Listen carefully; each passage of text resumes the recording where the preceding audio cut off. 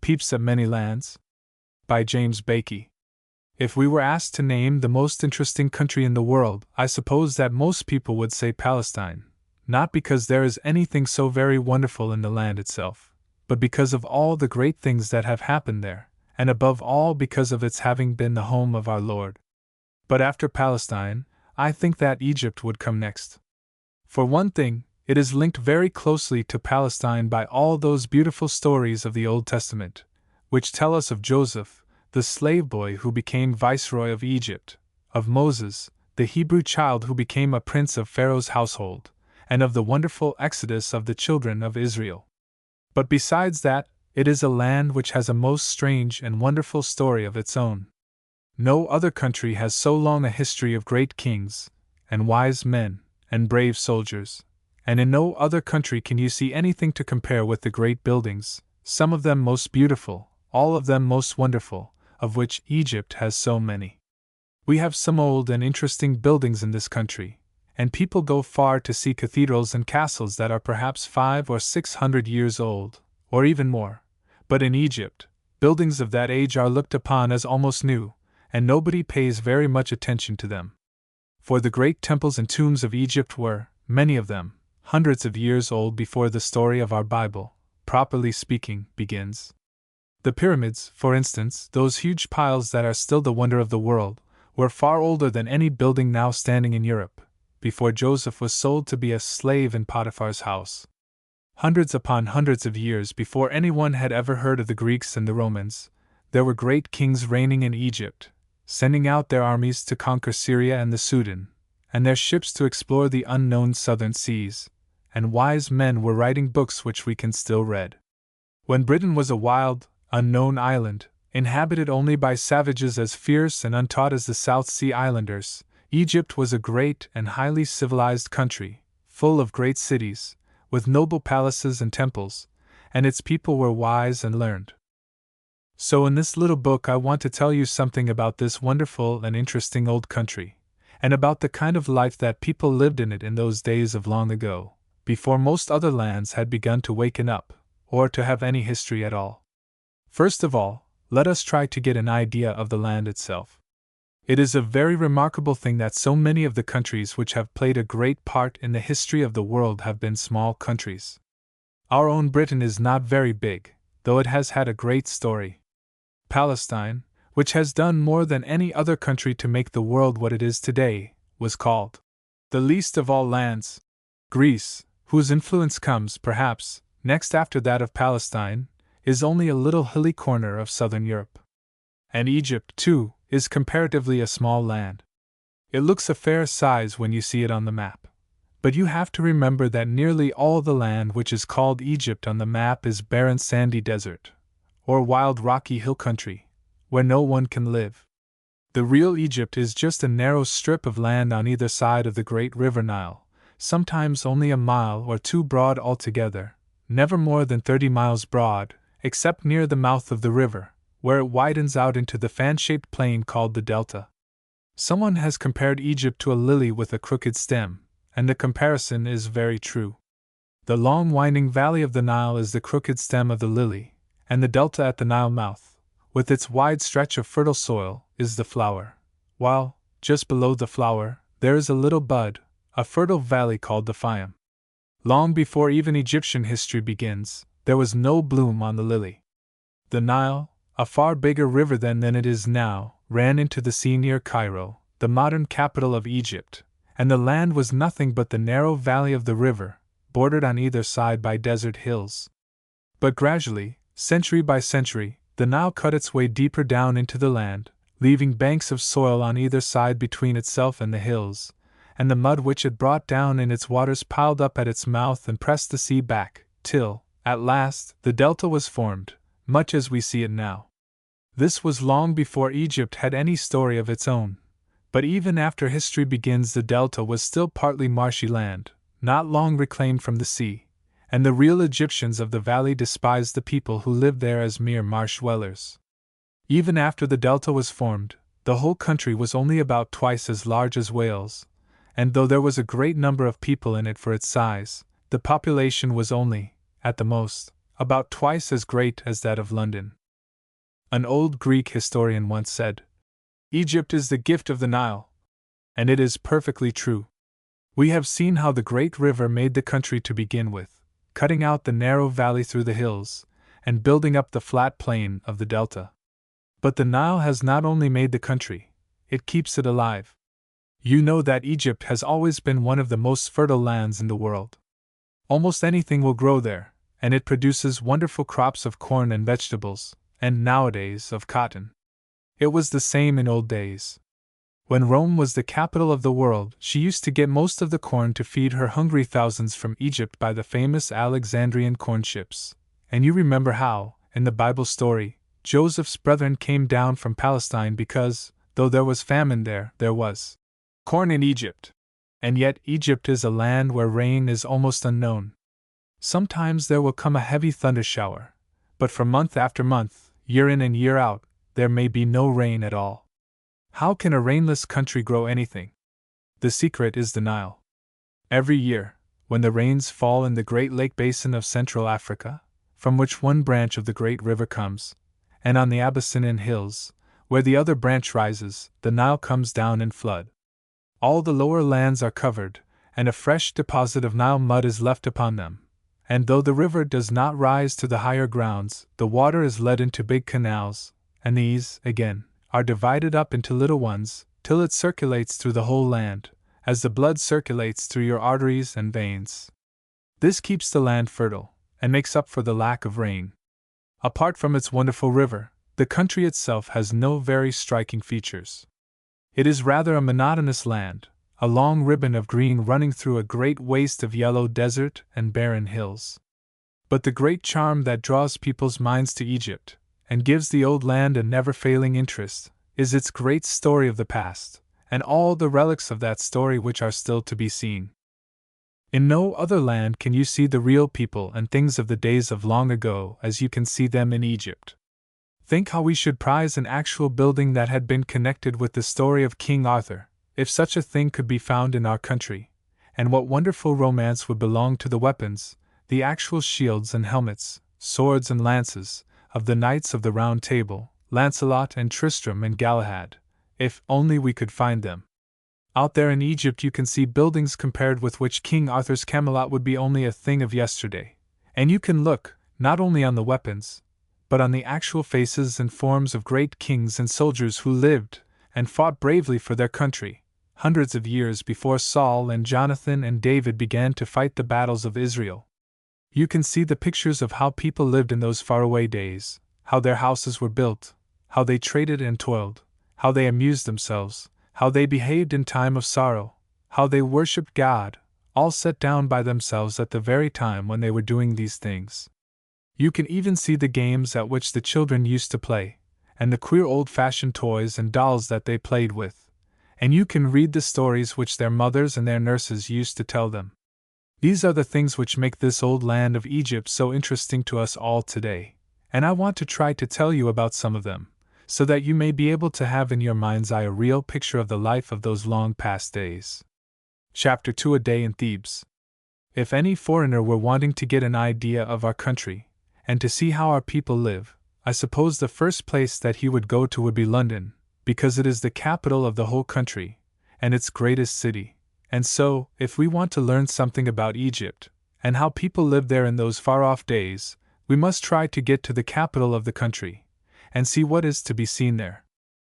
Suppose, then, that we are no longer living in Britain in the 20th century, but that somehow or other we have got away back into the past, far beyond the days of Jesus Christ, beyond even the times of Moses, and are living about 1,300 years before Christ. We have come from Tyre in a Phoenician galley, laden with costly bales of cloth dyed with Tyrian purple, and beautiful vessels wrought in bronze and copper, to sell in the markets of Thebes, the greatest city in Egypt. We have coasted along past Carmel and Joppa, and, after narrowly escaping being driven in a storm on the dangerous quicksand called the Syrtis, we have entered one of the mouths of the Nile. We have taken up an Egyptian pilot at the river mouth, and he stands on a little platform at the bow of the galley, and shouts his directions to the steersmen, who work the two big rudders, one on either side of the ship's stern. The north wind is blowing strongly and driving us swiftly upstream, in spite of the current of the great river. So our weary oarsmen have shipped their oars, and we drive steadily southwards under our one big swelling sail. At first we sail along through a broad flat plain, partly cultivated, and partly covered with marsh and marsh plants. By and by the green plain begins to grow narrower.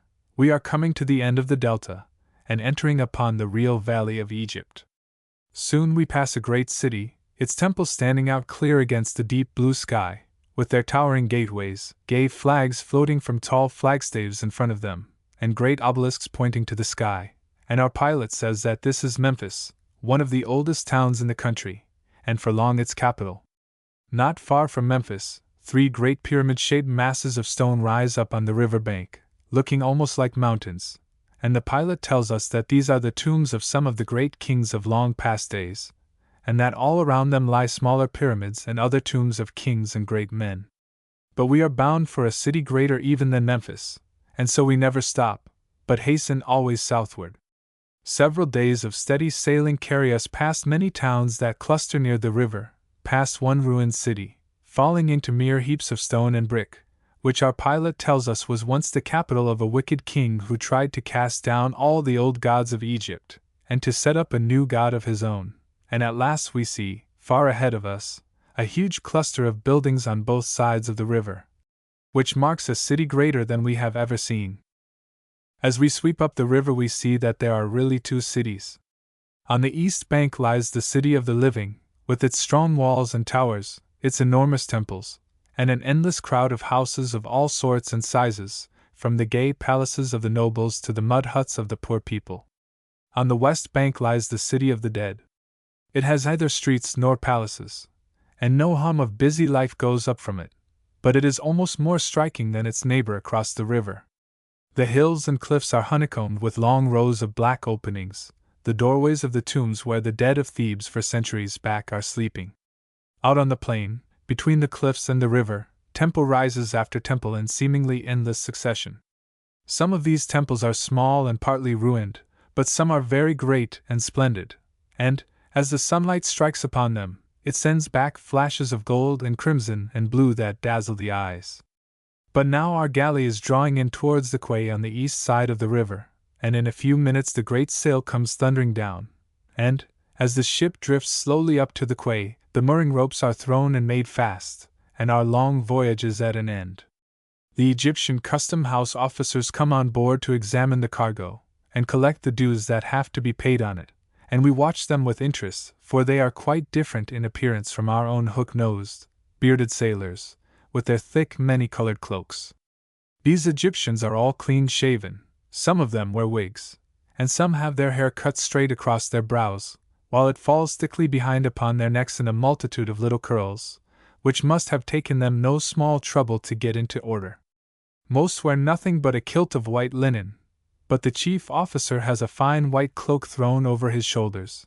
His linen kilt is stiffly starched, so that it stands out almost like a board where it folds over in front, and he wears a gilded girdle with fringed ends which hang down nearly to his knees. In his right hand he carries a long stick, which he is not slow to lay over the shoulders of his men when they do not obey his orders fast enough. After a good deal of hot argument, the amount of the tax is settled and paid, and we are free to go up into the great town. We have not gone far before we find that life in Thebes can be quite exciting. A great noise is heard from one of the narrow riverside streets, and a crowd of men comes rushing up with shouts and oaths. Ahead of them runs a single figure, whose writing case, stuck in his girdle, marks him out as a scribe.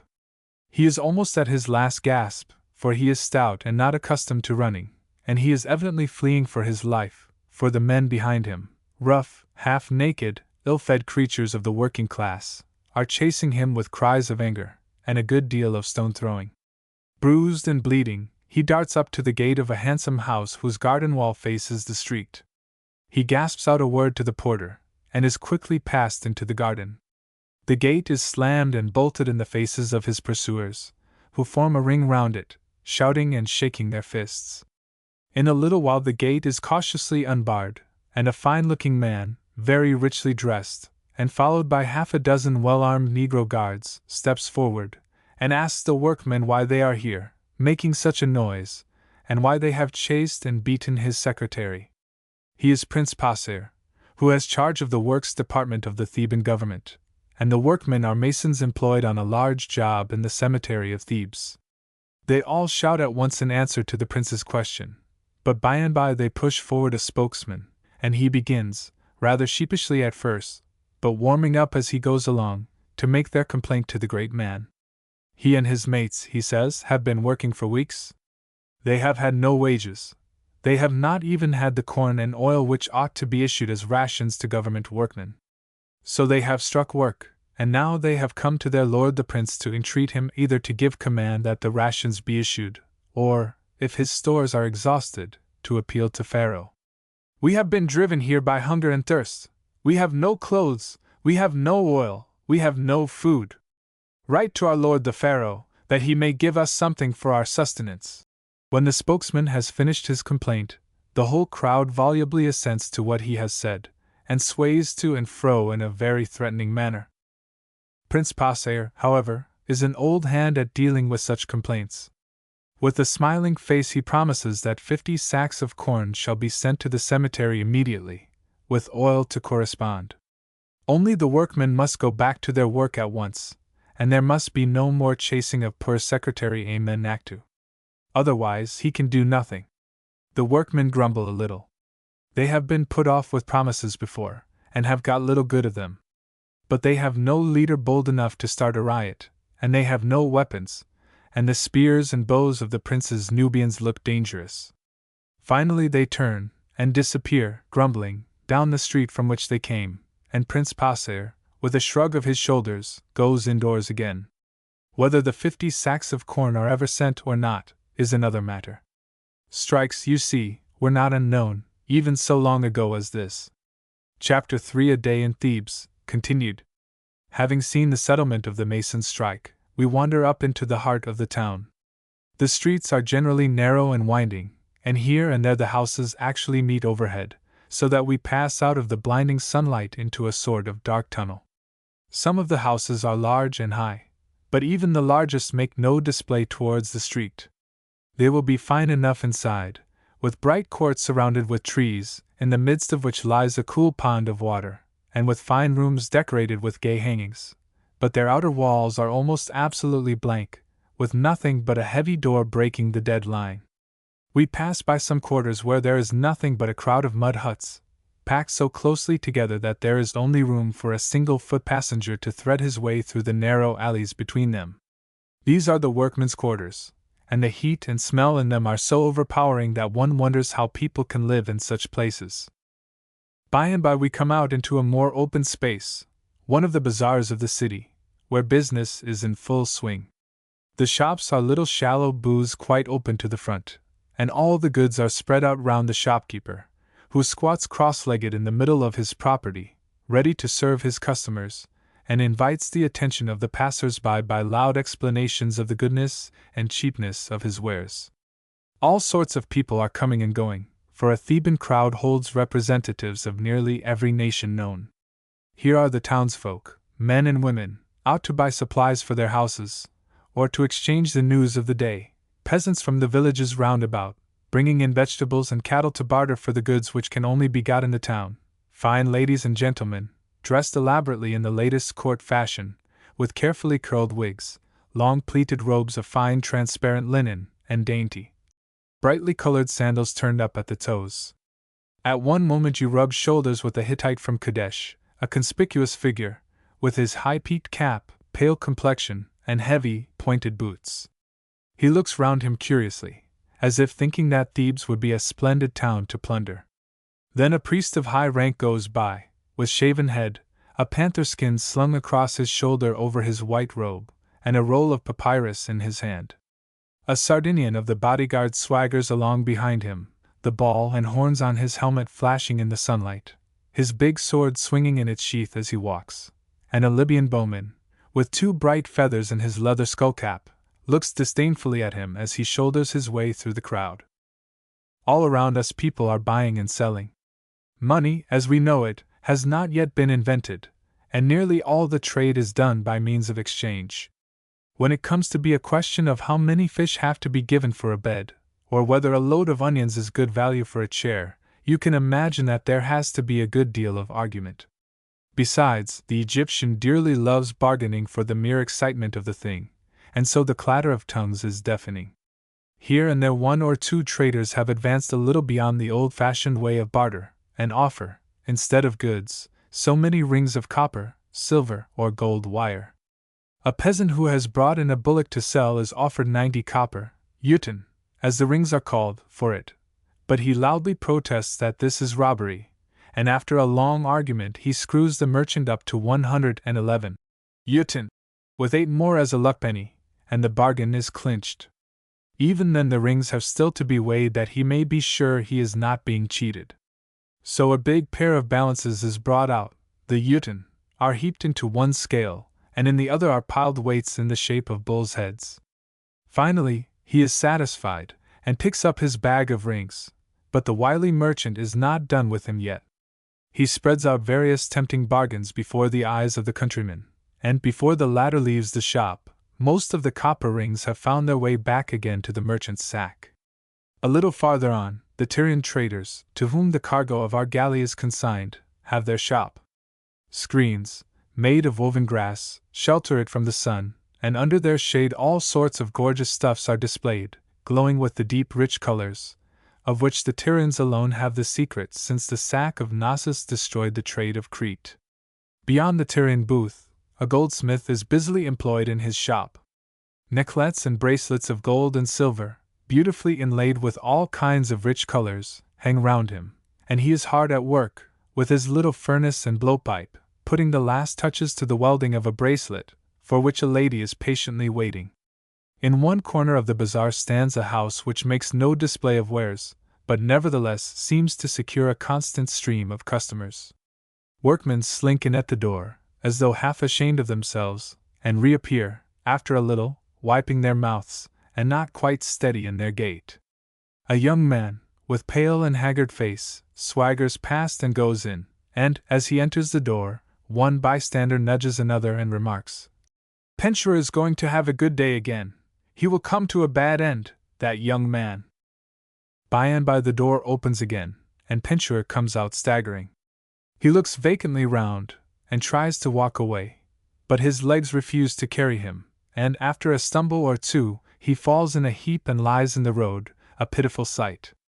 The passers-by jeer and laugh at him as he lies helpless, but one decent-looking man points him out to his young son, and says, "See this fellow, my son, and learn not to drink beer to excess.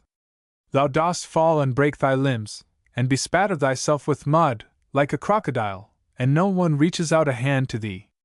Thy comrades go on drinking, and say, 'Away with this fellow, who is drunk.' If anyone should seek thee on business, thou art found lying in the dust like a little child." But in spite of much wise advice, the Egyptian, though generally temperate, is only too fond of making a good day, as he calls it, at the beer-house. Even fine ladies sometimes drink too much at their great parties, and have to be carried away very sick and miserable. Worst of all, the very judges of the High Court have been known to take a day off during the hearing of a long case, in order to have a revel with the criminals whom they were trying, and it is not so long since 2 of them had their noses cut off, as a warning to the rest against such shameful conduct. Sauntering onwards, we gradually get near to the sacred quarter of the town, and can see the towering gateways and obelisks of the great temples over the roofs of the houses. Soon a great crowd comes towards us, and the sounds of trumpets and flutes are heard coming from the midst of it. Inquiring what is the meaning of the bustle, we are told that one of the images of Amen, the great god of Thebes, is being carried in procession as a preliminary to an important service which is to take place in the afternoon, and at which the king is going to preside. Stepping back under the doorway of a house, we watch the procession go past. After a group of musicians and singers, and a number of women who are dancing as they go, and shaking curious metal rattles, there comes a group of 6 men, who form the center of the whole crowd, and on whom the eyes of all are fixed. They are tall, spare, keen-looking men, their heads clean-shaven, their bodies wrapped in pure white robes of the beautiful Egyptian linen. On their shoulders they carry, by means of 2 long poles, a model of a Nile boat, in the midst of which rises a little shrine. The shrine is carefully draped round with a veil, so as to hide the god from curious eyes. But just in front of the doorway where we are standing a small stone pillar rises from the roadway, and when the bearers come to this point, the bark of the god is rested on the top of the pillar. 2 censer bearers come forward, and swing their censers, wafting clouds of incense round the shrine. A priest lifts up his voice, loudly intoning a hymn of praise to the great God who creates and sustains all things, and a few of the bystanders lay before the bark offerings of flowers, fruit, and eatables of various kinds. Then comes the solemn moment. Amid breathless silence, the veil of the shrine is slowly drawn aside, and the faithful can see a little wooden image, about 18 inches high, adorned with tall plumes, carefully dressed, and painted with green and black. The revelation of this little doll, to a Theban crowd the most sacred object in all the world, is hailed with shouts of wonder and reverence. Then the veil is drawn again, the procession passes on, and the streets are left quiet for a while. We are reminded that, if we wish to get a meal before starting out to see Pharaoh passing in procession to the temple, we had better lose no time, and so we turn our faces riverwards again, and wander down through the endless maze of streets to where our galley is moored at the quay. Chapter 4: Pharaoh at Home. The time is coming on now for the king to go in state to the great temple at Karnak to offer sacrifice, and as we go up to the palace to see him come forth in all his glory, let me tell you a little about him and the kind of life he leads. Pharaoh, of course, is not his real name, it is not even his official title, it is just a word which is used to describe a person who is so great that people scarcely venture to call him by his proper name. Just as the Turks nowadays speak of the Sublime Porte when they mean the Sultan and his government, so the Egyptians speak of Pharaoh, or Pharaoh, as we call it, which really signifies Great House, when they mean the king. For the king of Egypt is a very great man indeed. In fact, his people look upon him, and he looks upon himself, as something more than a man. There are many gods in Egypt, but the god whom the people know best, and to whom they pay the most reverence, is their king. Ever since there have been kings in the country, and that is a very long time now, the reigning monarch has been looked upon as a kind of god manifest in the flesh. He calls himself Son of the Sun. In the temples you will see pictures of his childhood, where great goddesses dandle the young god upon their knees. Plate 2. Divine honors are paid, and sacrifices offered to him, and when he dies, and goes to join his brother gods in heaven, a great temple rises to his memory, and hosts of priests are employed in his worship. There is just one distinction made between him and the other gods. Amen at Thebes, Ta at Memphis, and all the rest of the crowd of divinities are called the great gods. Pharaoh takes a different title. He is called the good god. At present, the good god is Ramses II. Of course, that is only one part of his name, for, like all the other pharaohs, he has a list of titles that would fill a page. His subjects in Thebes have not seen very much of him for a long time, for there has been so much to do away in Syria, that he has built another capital at Tanis, which the Hebrews call Zoan, down between the delta and the eastern frontier, and spends most of his time there. People who have been down the river tell us great wonders about the beauty of the new town, its great temple, and the huge statue of the king, 90 feet high, which stands before the temple gate. But Thebes is still the center of the nation's life, and now, when it is growing almost certain that there will be another war with those vile Hittites in the north of Syria, he has come up to the great city to take counsel with his brother god, Amen, and to make arrangements for gathering his army. The royal palace is in a constant bustle, with envoys coming and going, and counselors and generals continually passing in and out with reports and orders. Outside, the palace is not so very imposing. The Egyptians built their temples to last forever, but the palaces of their kings were meant to serve only for a short time. The new king might not care for the old king's home, and so each pharaoh builds his house according to his own taste, of light materials. It will serve his turn, and his successor may build another for himself. A high wall, with battlements, towers, and heavy gates, surrounds it, for though Pharaoh is a god, his subjects are sometimes rather difficult to keep in order. Plots against the king have not been unknown in the past, and on at least one occasion, a great pharaoh of bygone days had to spring from his couch and fight single-handed for his life against a crowd of conspirators who had forced an entrance into the palace while he was enjoying his siesta. So since then Pharaoh has found it better to trust in his strong walls, and in the big broadswords of his faithful Sardinian guardsmen, than in any divinity that may belong to himself. Within the great boundary wall lie pleasant gardens, gay with all sorts of flowers, and an artificial lake shows its gleaming water here and there through the trees and shrubs. The palace itself is all glittering white stucco on the outside. A high central door leads into a great audience hall, glowing with color, its roof supported by painted pillars in the form of lotus stalks, and on either side of this lie two smaller halls. Behind the audience chamber are two immense dining rooms, and behind these come the sleeping apartments of the numerous household. Ramses has a multitude of wives, and a whole army of sons and daughters, and it takes no small space to house them all. The bedroom of the great king himself stands apart from the other rooms, and is surrounded by banks of flowers in full bloom. The son of the sun has had a busy day already. He has had many letters and dispatches to read and consider. Some of the Syrian vassal princes have sent clay tablets, covered with their curious arrow-headed writing, giving news of the advance of the Hittites, and imploring the help of the Egyptian army, and now the king is about to give audience, and to consider these with his great nobles and generals. At one end of the reception hall stands a low balcony, supported on gaily painted wooden pillars which end in capitals of lotus flowers. The front of this balcony is overlaid with gold, and richly decorated with turquoise and lapis lazuli.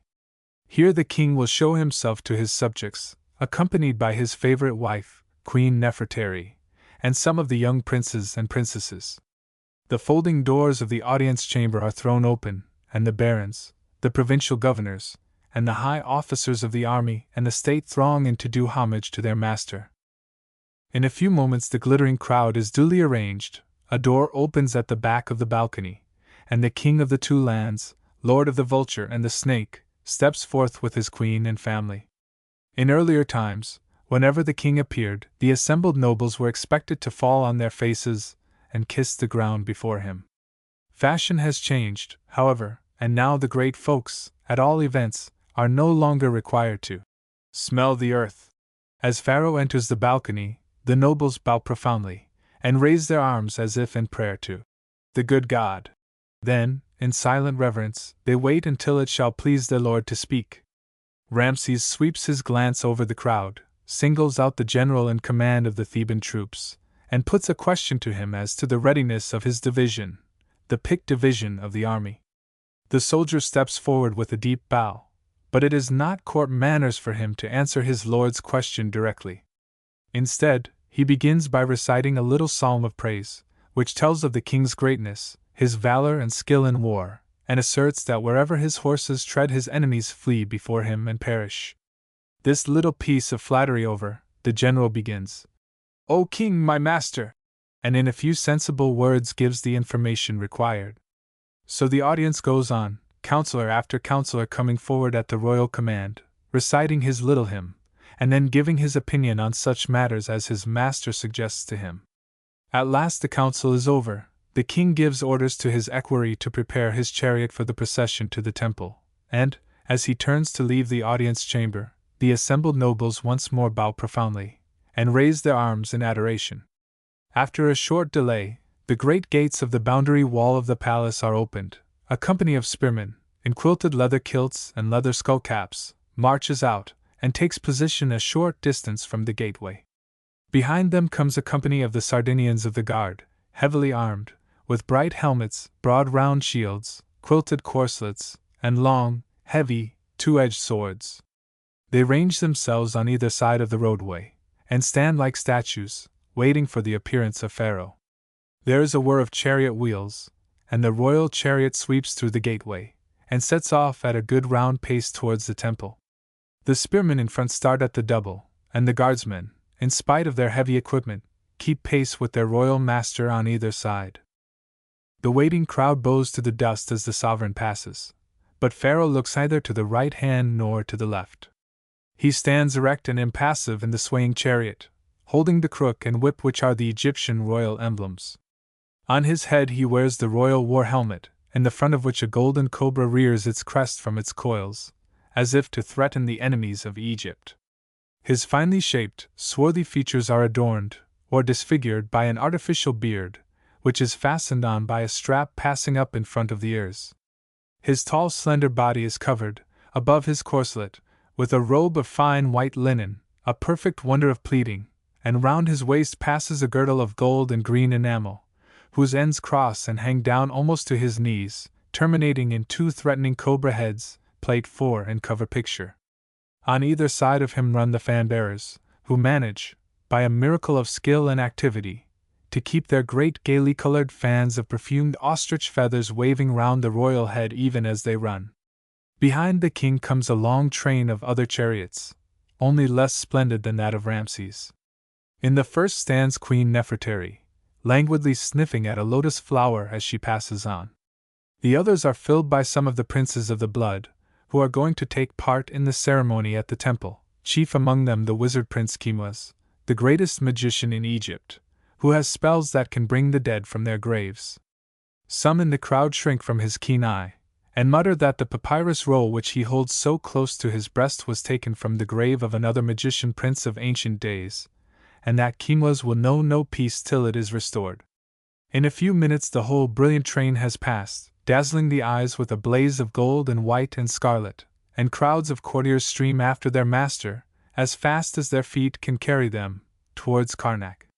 You have seen, if only for a moment, the greatest man on earth, the great oppressor of Hebrew story.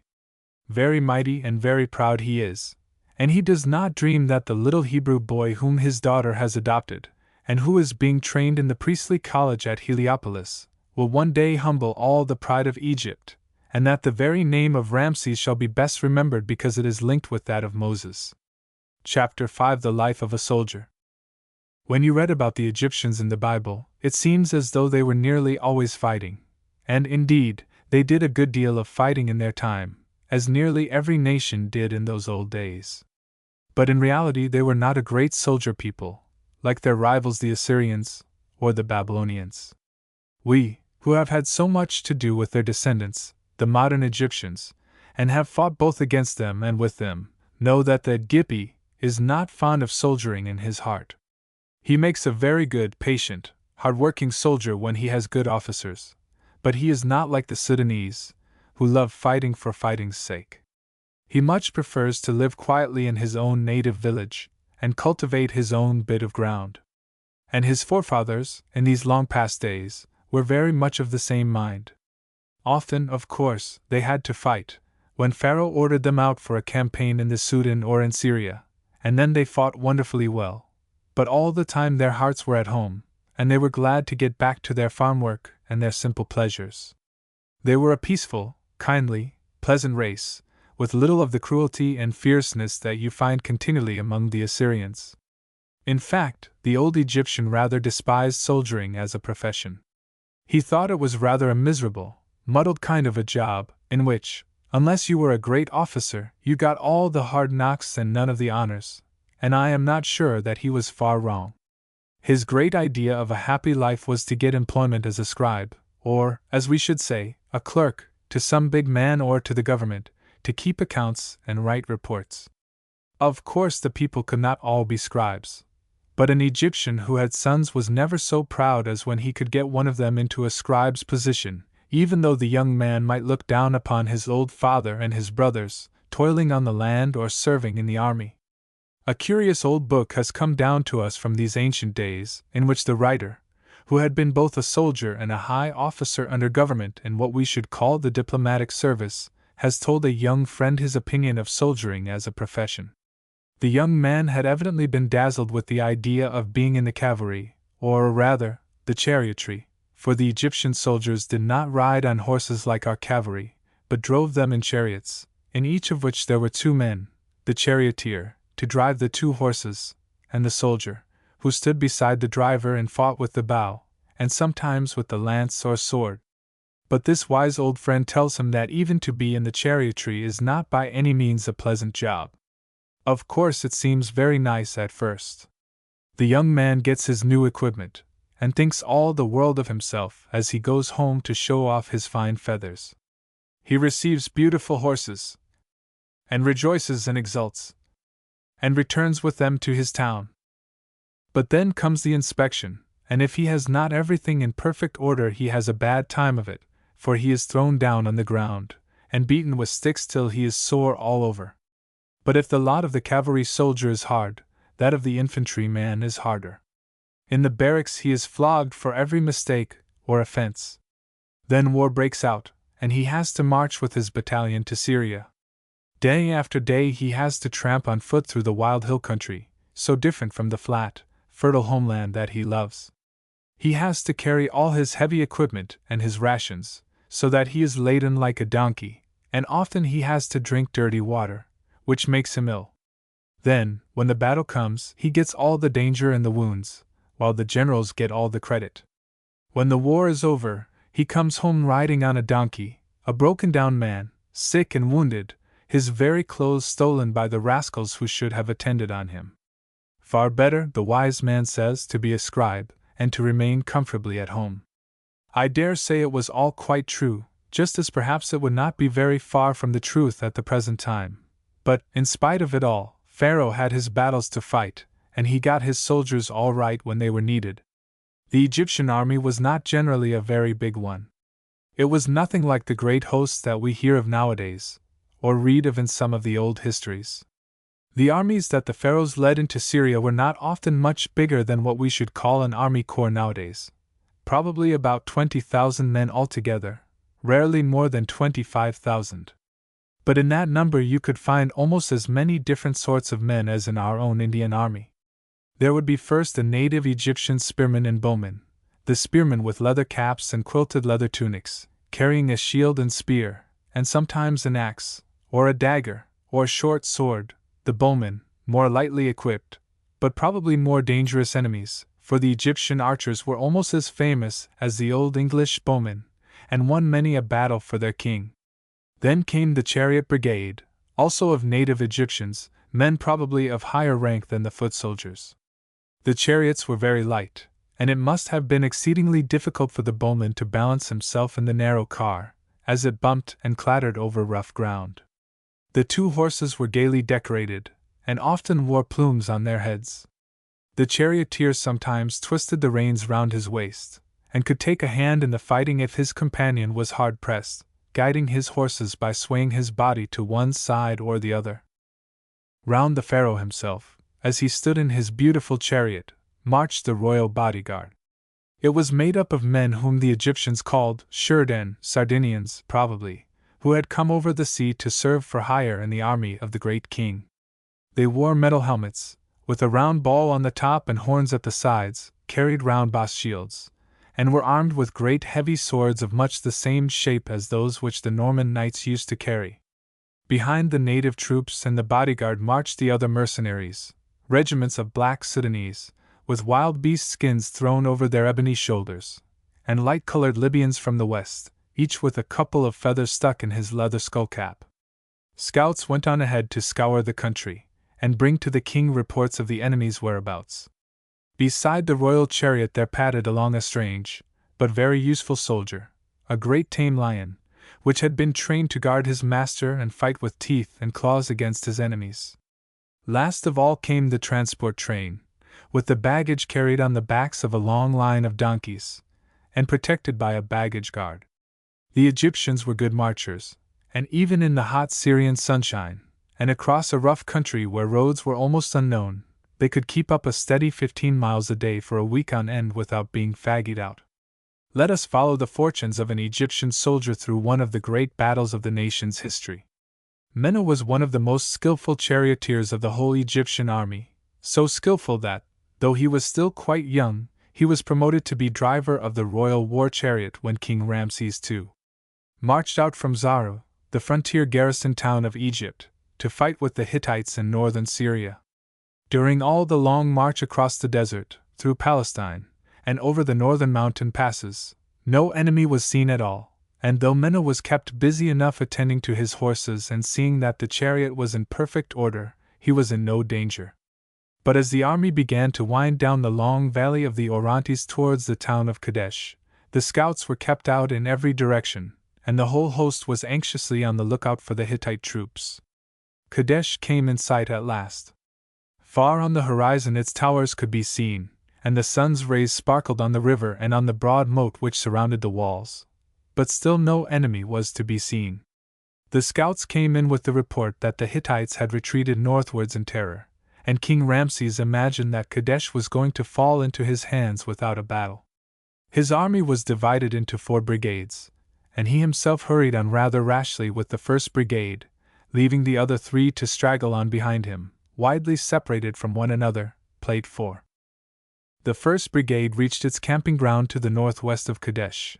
The tired troops pitched camp. The baggage was unloaded, and the donkeys, released from their burdens, rolled on the ground in delight.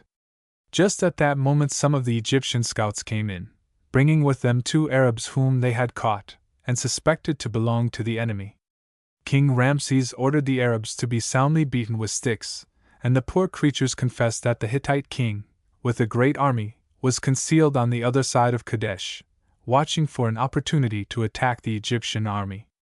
In great haste Ramses, scolding his scouts the while for not keeping a better lookout, began to get his soldiers under arms again, while Mena ran and yoked to the royal chariot the 2 noble horses which had been kept fresh for the day of battle. But before Pharaoh could leap into his chariot a wild uproar broke out at the gate of the camp, and the scattered fragments of the 2nd brigade came pouring in headlong flight into the enclosure. Behind them the whole Hittite chariot force, 2,500 chariots strong, each chariot with 3 men in it, came clattering and leaping upon the heels of the fugitives. The Hittite king had waited till he saw the 1st brigade busy pitching camp, and then, as the 2nd came straggling up, he had launched his chariots upon the flank of the weary soldiers, who were swept away in a moment as if by a flood. The rush of terrified men carried off the 1st brigade along with it in hopeless rout. Ramses and Mena were left with only a few picked chariots of the household troops, and the whole Hittite army was coming on. But though King Ramses had made a terrible bungle of his generalship, he was at least a brave man. Leaping into his chariot, and calling to the handful of faithful soldiers to follow him, he bade Mena lash his horses and charge the advancing Hittites. Mena was no coward, but when he saw the thin line of Egyptian troops, and looked at the dense mass of Hittite chariots, his heart almost failed him. He never thought of disobedience, but, as he stooped over his plunging horses, he panted to the king. "O mighty strength of Egypt in the day of battle, we are alone in the midst of the enemy. Oh, save us, Ramses, my good lord!" "Steady, steady, my charioteer," said Ramses. "I am going among them like a hawk." In a moment the fiery horses were whirling the king and his charioteer between the files of the Hittite chariots, which drew aside as if terrified at the glittering figures that dashed upon them so fearlessly. As they swept through, Mena had enough to do to manage his steeds, which were wild with excitement, but Ramses' bow was bent again and again, and at every twang of the bowstring a Hittite champion fell from his chariot. Behind the king came his household troops, and all together they burst through the chariot brigade of the enemy, leaving a long trail marked by dead and wounded men, overturned chariots, and maddened horses. Still King Ramses had only gained a breathing space. The Hittites far outnumbered his little force, and though his orderlies were madly galloping to bring up the 3rd and 4th brigades, it must be some time yet before even the nearest could come into action. Besides, on the other bank of the river there hung a great cloud of 8,000 Hittite spearmen, under the command of the Hittite king himself. If these got time to cross the river, the Egyptian position, bad enough as it was, would be hopeless. There was nothing for it but to charge again and again, and if possible, drive back the Hittite chariots on the river, so as to hinder the spearmen from crossing. So Mena whipped up his horses again, and with arrow on string, the pharaoh dashed upon his enemies once more. Again they burst through the opposing ranks, scattering death on either side as they passed. Now some of the fragments of the 1st and 2nd brigades were beginning to rally and come back to the field, and the struggle was becoming less unequal. The Egyptian quivers were nearly all empty now, but lance and sword still remained, and inch by inch the Hittites were forced back upon the river. Their king stood ingloriously on the opposite bank, unable to do anything. It was too late for him to try to move his spearmen across. They would only have been trampled down by the retreating chariots. At last a great shout from the rear announced the arrival of the 3rd Egyptian Brigade, and the little knot of brave men who had saved the day still leading, the army swept the broken Hittites down the bank of the Orontes into the river. Great was the confusion and the slaughter. As the chariots struggled through the ford, the Egyptian bowmen, spread out along the bank, picked off the chiefs. The 2 brothers of the Hittite king, the chief of his bodyguard, his shield-bearer, and his chief scribe, were all killed. The king of Aleppo missed the ford, and was swept down the river, but some of his soldiers dashed into the water, rescued him, and in rough first aid, held the half-drowned leader up by the heels, to let the water drain out of him. The Hittite king picked up his broken fugitives, covered them with his mass of spearmen, and moved reluctantly off the field where so splendid a chance of victory had been missed, and turned into defeat. The Egyptians were too few and too weary to attempt to cross the river in pursuit, and they retired to the camp of the 1st Brigade. Then Pharaoh called his captains before him. The troops stood around, leaning on their spears, ashamed of their conduct in the earlier part of the day, and wondering at the grim signs of conflict that lay on every side. King Ramses called Menet to him, and, handing the reins to a groom, the young charioteer came bowing before his master. Pharaoh stripped from his own royal neck a collar of gold, and fastened it round the neck of his faithful squire, and while the generals and captains hung their heads for shame, the king told them how shamefully they had left him to fight his battle alone, and how none had stood by him but the young charioteer. "As for my 2 horses," he said, "they shall be fed before me every day in the royal palace." Both armies had suffered too much loss for any further strife to be possible, and a truce was agreed upon. The Hittites drew off to the north, and the Egyptians marched back again to Egypt, well aware that they had gained little or nothing by all their efforts, but thankful that they had been saved from the total destruction which had seemed so near. A proud man was Menet when he drove the royal chariot up to the bridge of Zaru. As the troops passed the frontier canal, the road was lined on either side with crowds of nobles, priests, and scribes strewing flowers in the way, and bowing before the king. And after the pharaoh himself, whose bravery had saved the day, there was no one so honored as the young squire who had stood so manfully by his master in the hour of danger. Chapter 6: Child Life in Ancient Egypt. How did the boys and girls live in this quaint old land so many hundreds of years ago? How were they dressed? What sort of games did they play at? What sort of lessons did they learn? And what kind of school did they go to?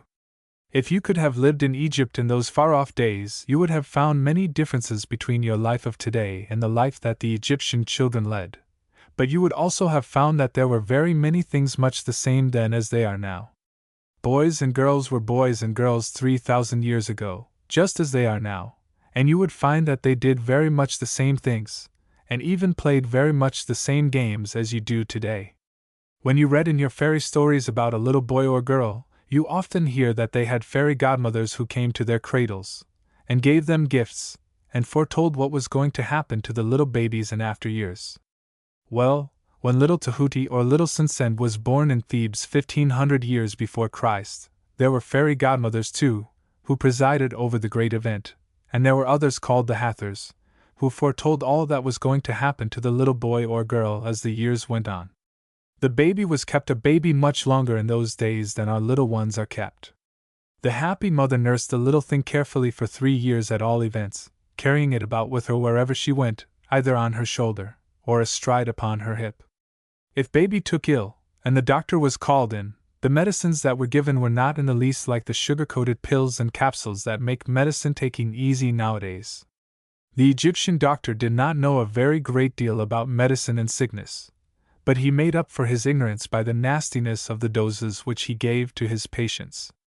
I don't think you would like to take pills made up of the moisture scraped from pig's ears, lizard's blood, bad meat, and decaying fat, to say nothing of still nastier things. Often the doctor would look very grave, and say, "The child is not ill, he is bewitched." And then he would sit down and write out a prescription something like this: "Remedy to drive away bewitchment.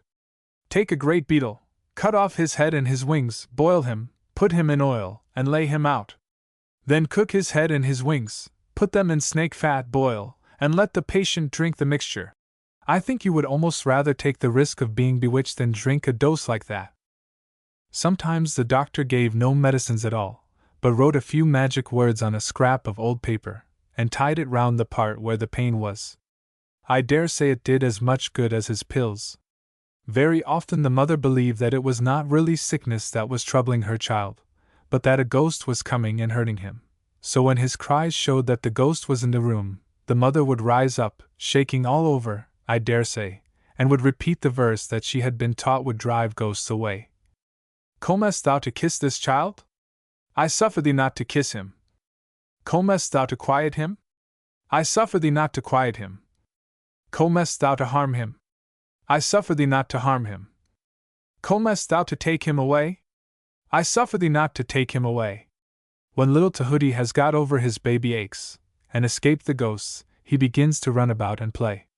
He and his sister are not bothered to any great extent with dressing in the mornings. They are very particular about washing, but as Egypt is so hot, clothes are not needed very much, and so the little boy and girl play about with nothing at all on their little brown bodies except, perhaps, a narrow girdle, or even a single thread tied round the waist. They have their toys just like you. Tahuti has got a wonderful man, who, when you pull a string, works a roller up and down upon a board, just like a baker rolling out dough, and besides he has a crocodile that moves its jaws. His sister has dolls, a fine Egyptian lady and a frizzy-haired, black-faced Nubian girl. Sometimes they play together at ninepins, rolling the ball through a little gate. For about 4 years this would go on, as long as Tahuti was what the Egyptians called a wise little one. Then, when he was 4 years old, the time came when he had to become a writer in the house of books, which is what the Egyptians called a schoolboy.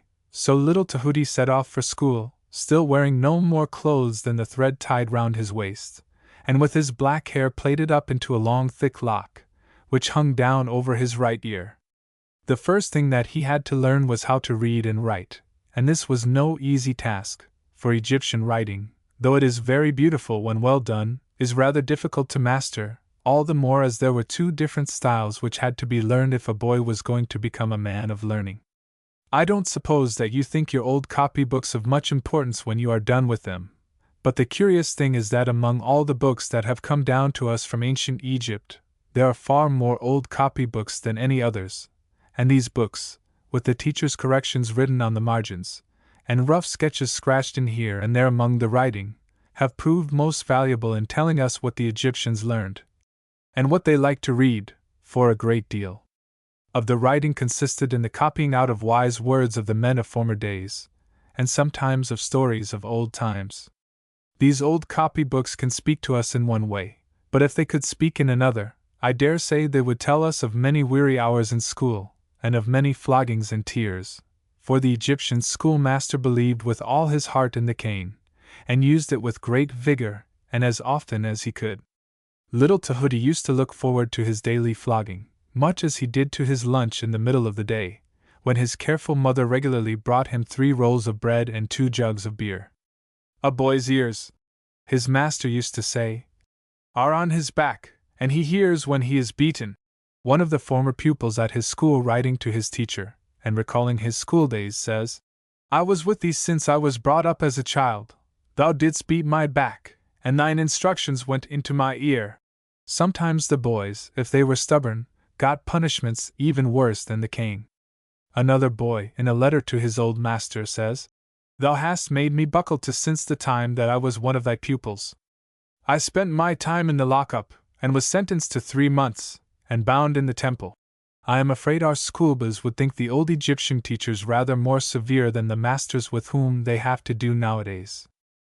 Lesson time occupied about half the day, and when it came to an end the boys all ran out of the school, shouting for joy. That custom has not changed much, anyway, in all these hundreds of years. I don't think they had any home lessons to do, and so, perhaps, their school time was not quite so bad as we might imagine from the rough punishments they used to get. When Tahuti grew a little older, and had fairly mastered the rudiments of writing, his teacher set him to write out copies of different passages from the best-known Egyptian books, partly to keep up his handwriting, and partly to teach him to know good Egyptian and to use correct language. Sometimes it was a piece of a religious book that he was set to copy, sometimes a poem, sometimes a fairy tale. For the Egyptians were very fond of fairy tales, and later on, perhaps, we may hear some of their stories, the oldest fairy stories in the world. But generally the piece that was chosen was one which would not only exercise the boy's hand, and teach him a good style, but would also help to teach him good manners, and fill his mind with right ideas. Very often Tahuti's teacher would dictate to him a passage from the wise advice which a great king of long ago left to his son, the crown prince, or from some other book of the same kind. And sometimes the exercises would be in the form of letters which the master and his pupils wrote as though they had been friends far away from one another. Tahuti's letters, you may be sure, were full of wisdom and of good resolutions, and I dare say he was just about as fond of writing them as you are of writing the letters that your teacher sometimes sets as a task for you. When it came to arithmetic, Tahuti was so far lucky that the number of rules he had to learn was very few. His master taught him addition and subtraction, and a very slow and clumsy form of multiplication, but he could not teach him division, for the very simple reason that he did not properly understand it himself. Enough of mensuration was taught him to enable him to find out, though rather roughly, what was the size of a field, and how much corn would go into a granary of any particular size. And when he had learned these things, his elementary education was pretty well over. Of course, a great deal would depend on the profession he was going to follow. If he was going to be only a common scribe, his education would go no farther, for the work he would have to do would need no greater learning than reading, writing, and arithmetic. If he was going to be an officer in the army, he entered as a cadet in a military school which was attached to the royal stables. But if he was going to be a priest, he had to join one of the colleges which belonged to the different temples of the gods, and there, like Moses, he was instructed in all the wisdom of the Egyptians, and was taught all the strange ideas which they had about the gods, and the life after death, and the wonderful worlds, above and below, where the souls of men lived after they had finished their lives on earth. But whether his schooling was carried on to what we should call a university training or not, there was one thing that Tahuti was taught with the utmost care, and that was to be very respectful to those who were older than himself, never to sit down while an older person was standing in the room, and always to be very careful in his manners. Chief of the older people to whom he had to show respect were his parents, and above all, his mother, for the Egyptians reverenced their mothers more than anyone else in the world. Here is a little scrap of advice that a wise old Egyptian once left to his son. "Thou shalt never forget what thy mother has done for thee. She bare thee, and nourished thee in all manner of ways. She nursed thee for 3 years. She brought thee up, and when thou didst enter the school, and wast instructed in the writings, she came daily to thy master with bread and beer from her house. If thou forgettest her, she might blame thee, she might lift up her hands to God, and he would hear her complaint." Children nowadays might do a great deal worse than remember these wise words of the oldest book in the world. But you are not to think that the Egyptian children's life was all teaching and prim behavior. When Tahuti got his holidays, he would sometimes go out with his father and mother and sister on a fishing or fowling expedition. If they were going fishing, the little papyrus skiff was launched, and the party paddled away, armed with long thin spears, which had 2 prongs at the point. Drifting over the quiet shallow waters of the marshy lakes, they could see the fish swimming beneath them, and launch their spears at them. Sometimes, if he was lucky, Tahuti's father would pierce a fish with either prong of the spear, and then there was great excitement. But still more interesting was the fowling among the marshes. The spears were laid aside on this kind of expedition, and instead, Tahuti and his father were armed with curved throw sticks, shaped something like an Australian boomerang. But besides the throw sticks, they had with them a rather unusual helper. When people go shooting nowadays, they take dogs with them to retrieve the game. Well, the Egyptians had different kinds of dogs, too, which they used for hunting, but when they went fowling they took with them a cat which was trained to catch the wounded birds and bring them to her master. The little skiff was paddled cautiously across the marsh, and in among the reeds where the wild ducks and other waterfowl lived, Sinsend and her mother holding on to the tall papyrus plants and pulling them aside to make room for the boat, or plucking the beautiful lotus lilies, of which the Egyptians were so fond. When the birds rose, Tahuti and his father let fly their throw sticks, and when a bird was knocked down, the cat, which had been sitting quietly in the bow of the boat, dashed forward among the reeds and secured the fluttering creature before it could escape. Altogether, it was great fun for the brother and sister, as well as for the grown folks, and Tahuti and Sinsend liked nothing so well as when the gaily painted little skiff was launched for a day on the marshes. I think that, on the whole, they had a very bright and happy life in these old days, and that, though they had not many of the advantages that you have today, the boys and girls of 3,000 years ago managed to enjoy themselves in their own simple way quite as well as you do now. Chapter 7: Some Fairy Tales of Long Ago. The little brown boys and girls who lived in Egypt 3,000 years ago were just as fond as you are of hearing wonderful stories that begin with "Once upon a time." And I want in this chapter to tell you some of the tales that Tahuti and Sinsend used to listen to in the evening when school was over and play was done. The oldest of all wonder tales, stories that were old and had long been forgotten, ages before the Sleeping Beauty and Jack and the Beanstalk were first thought of. One day, when King Khufu, the great king who built the biggest of the pyramids, had nothing else to do, he called his sons and his wise men together and said, "Is there anyone among you who can tell me the tales of the old magicians?" Then the king's son, Prince Bafra, stood up and said, "Your Majesty, I can tell you of a wonder that happened in the days of your father, King Seneferu. It fell on a day that the king grew weary of everything, and sought through all his palace for something to please him, but found nothing. Then he said to his officers, 'Bring to me the magician Zazamank.' And when the magician came, the king said to him, 'O Zazamank, I have sought through all my palace for some delight, and I have found none.'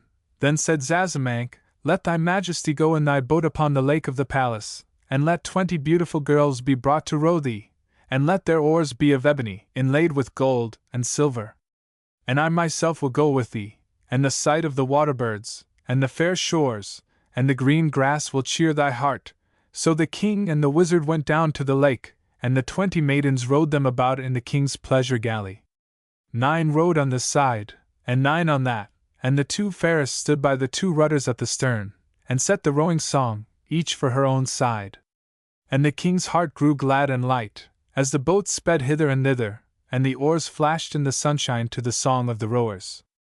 But as the boat turned, the top of the steering oar struck the hair of one of the maidens who steered, and knocked her coronet of turquoise into the water, and she stopped her song, and all the rowers on her side stopped rowing. Then his majesty said, 'Why have you stopped rowing, little one?' And the maiden answered, 'It is because my jewel of turquoise has fallen into the water.' 'Row on,' said the king, 'and I will give you another.' But the girl answered, 'I want my own one back, as I had it before.' So King Seneferu called Zazamank to come to him, and said, 'Now, Zazamank, I have done as you advised, and my heart is light. But behold, the coronet of this little one has fallen into the water, and she has stopped singing, and spoiled the rowing of her side, and she will not have a new jewel, but wants the old one back again.' Then Zazamank the wizard stood up in the king's boat, and spoke wonderful words. And lo! The water of one half of the lake rose up, and heaped itself upon the top of the water of the other half, so that it was twice as deep as it was before. And the king's bark rode upon the top of the piled-up waters, but beyond it the bottom of the lake lay bare, with the shells and pebbles shining in the sunlight. And there, upon a broken shell, lay the little rower's coronet. Then Zazamank leaped down and picked it up, and brought it to the king. And he spake wonderful words again, and the water sank down, and covered the whole bed of the lake, as it had done at first. So his majesty spent a joyful day, and gave great rewards to the wizard Zazamank. When King Khufu heard that story, he praised the men of olden times. But another of his sons, Prince Hordadef, stood up and said, "O king, that is only a story of bygone days, and no one knows whether it is true or a lie, but I will show thee a magician of today." "Who is he, Hordadef?" said King Khufu. And Hordadef answered, "His name is Dedi. He is 110 years old, and every day he eats 500 loaves of bread, and a side of beef, and drinks 100 jugs of beer. He knows how to fasten on a head that has been cut off. He knows how to make a lion of the desert follow him, and he knows the plan of the house of God that you have wanted to know for so long." Then King Khufu sent Prince Hordadef to bring Dedi to him, and he brought Dedi back in the royal boat. The king came out, and sat in the colonnade of the palace, and Dedi was led before him. Then said His Majesty, "Why have I never seen you before, Dedi?" And Dedi answered, "Life, health, strength to your Majesty. A man can only come when he is called. Is it true, Dedi, that you can fasten on a head which has been cut off?" "Certainly I can, your Majesty." Then said the king, "Let a prisoner be brought from the prison, and let his head be struck off." But Dedi said, "Long life to your Majesty, do not try it on a man. Let us try a bird or an animal." So a goose was brought, its head was cut off, and the head was laid at the east side of the hall, and the body at the west. Then Dedi rose, and spoke wonderful words. And, behold, the body of the goose waddled to meet the head, and the head came to meet the body. They joined together before His Majesty's throne, and the goose stood up and cackled. Plate 8. Then, when Dedi had joined to its body again the head that had been struck off from an ox, and the ox followed him lowing, King Khufu said to him, "Is it true, O Dedi, that you know the plans of the house of God?" "It is true, your Majesty, but it is not I who shall give them to you." "Who then?" said the king. "It is the eldest of 3 sons who shall be born to the Lady Ruddidet, wife of the priest of Ra, the sun god. And Ra has promised that these 3 sons shall reign over this kingdom of thine." When King Khufu heard that word, his heart was troubled, but Dedi said, "Let not your Majesty's heart be troubled. Thy son shall reign first, then thy son's son, and then one of these." So the king commanded that Dedi should live in the house of Prince Hordadef, and that every day there should be given to him 1,000 loaves, 100 jugs of beer, an ox, and 100 bunches of onions. When the 3 sons of Ruddidet were born, Ra sent 4 goddesses to be their godmothers. They came attired like traveling dancing girls, and one of the gods came with them, dressed like a porter. And when they had nursed the 3 children a while, Ruddidet's husband said to them, "My ladies, what wages shall I give you?" So he gave them a bushel of barley, and they went away with their wages. But when they had gone a little way, Isis, the chief of them, said, "Why have we not done a wonder for these children?" So they stopped, and made crowns, the red crown and the white crown of Egypt, and hid them in the bushel of barley, and sealed the sack, and put it in Ruddidet's store chamber, and went away again. A fortnight later, when Ruddidet was going to brew the household beer, there was no barley. And her maidservant said, "There is a bushel, but it was given to the dancing girls, and lies in the storeroom, sealed with their seal." So the lady said to her maid, "Go down and fetch it, and we shall give them more when they need it." The maid went down, but when she came to the storeroom, lo! From within there came a sound of singing and dancing, and all such music as should be heard in a king's court. So in fear she crept back to her mistress and told her, and Ruddidet went down and heard the royal music, and she told her husband when he came home at night, and their hearts were glad because their sons were to be kings. But after a time the Lady Ruddidet quarreled with her maid, and gave her a beating, as ladies sometimes did in those days, and the weeping maid said to her fellow servants, "Shall she do this to me? She has borne 3 kings, and I will go and tell it to His Majesty, King Khufu." So she stole away first to her uncle, and told him of her plot, but he was angry because she wished to betray the children to King Khufu, and he beat her with a scourge of flax. And as she went away by the side of the river, a great crocodile came out of the water, and carried her off. But here, alas! Our story breaks off, the rest of the book is lost, and we cannot tell whether King Khufu tried to kill the 3 royal babies or not. Only we do know that the first 3 kings of the race which succeeded the race of Khufu bore the same names as Ruddidet's 3 babies, and were called, like all the kings of Egypt after them, sons of the sun. These, then, are absolutely the oldest fairy stories in the world, and if they do not seem very wonderful to you, you must remember that everything has to have a beginning, and that the people who made these tales hadn't had very much practice in the art of storytelling. Chapter 8 Some Fairy Tales of Long Ago, continued. Our next story belongs to a time several hundred years later, and I dare say it seemed as wonderful to the little Egyptians as the story of Sinbad the Sailor does to you. It is called The Story of the Shipwrecked Sailor, and the sailor himself tells it to a noble Egyptian. I was going, he says, to the mines of Pharaoh, and we set sail in a ship of 150 cubits long and 40 cubits wide, 225 feet by 60 feet, quite a big ship for the time. We had a crew of 150 of the best sailors of Egypt, men whose hearts were as bold as lions. They all foretold a happy voyage, but as we came near the shore a great storm blew, the sea rose in terrible waves, and our ship was fairly overwhelmed. Clinging to a piece of wood, I was washed about for 3 days, and at last tossed up on an island, but not one was left of all my shipmates. All perished in the waves. I lay down in the shade of some bushes, and when I had recovered a little, I looked about me for food. There was plenty on every hand, figs and grapes, berries and corn, with all manner of birds. When my hunger was satisfied, I lit a fire, and made an offering to the gods who had saved me. Suddenly I heard a noise like thunder, the trees shook, and the earth quaked. Looking round, I saw a great serpent approaching me. He was nearly 50 feet long, and had a beard 3 feet in length. His body shone in the sun like gold, and when he reared himself up from his coils before me I fell upon my face. Then the serpent began to speak. What has brought thee, little one, what has brought thee? If thou dost not tell me quickly what has brought thee to this isle, I shall make thee vanish like a flame. So saying, he took me up in his mouth, carried me gently to his lair, and laid me down unhurt. And again he said, What has brought thee, little one, what has brought thee to this isle of the sea? So I told him the story of our shipwreck, and how I alone had escaped from the fury of the waves. Then said he to me, Fear not, little one, and let not thy face be sad. If thou hast come to me, it is God who has brought thee to this isle, which is filled with all good things. And now see, thou shalt dwell for 4 months in this isle, and then a ship of thine own land shall come, and thou shalt go home to thy country, and die in thine own town. As for me, I am here with my brethren and my children. There are 75 of us in all, besides a young girl, who came here by chance, and was burned by fire from heaven.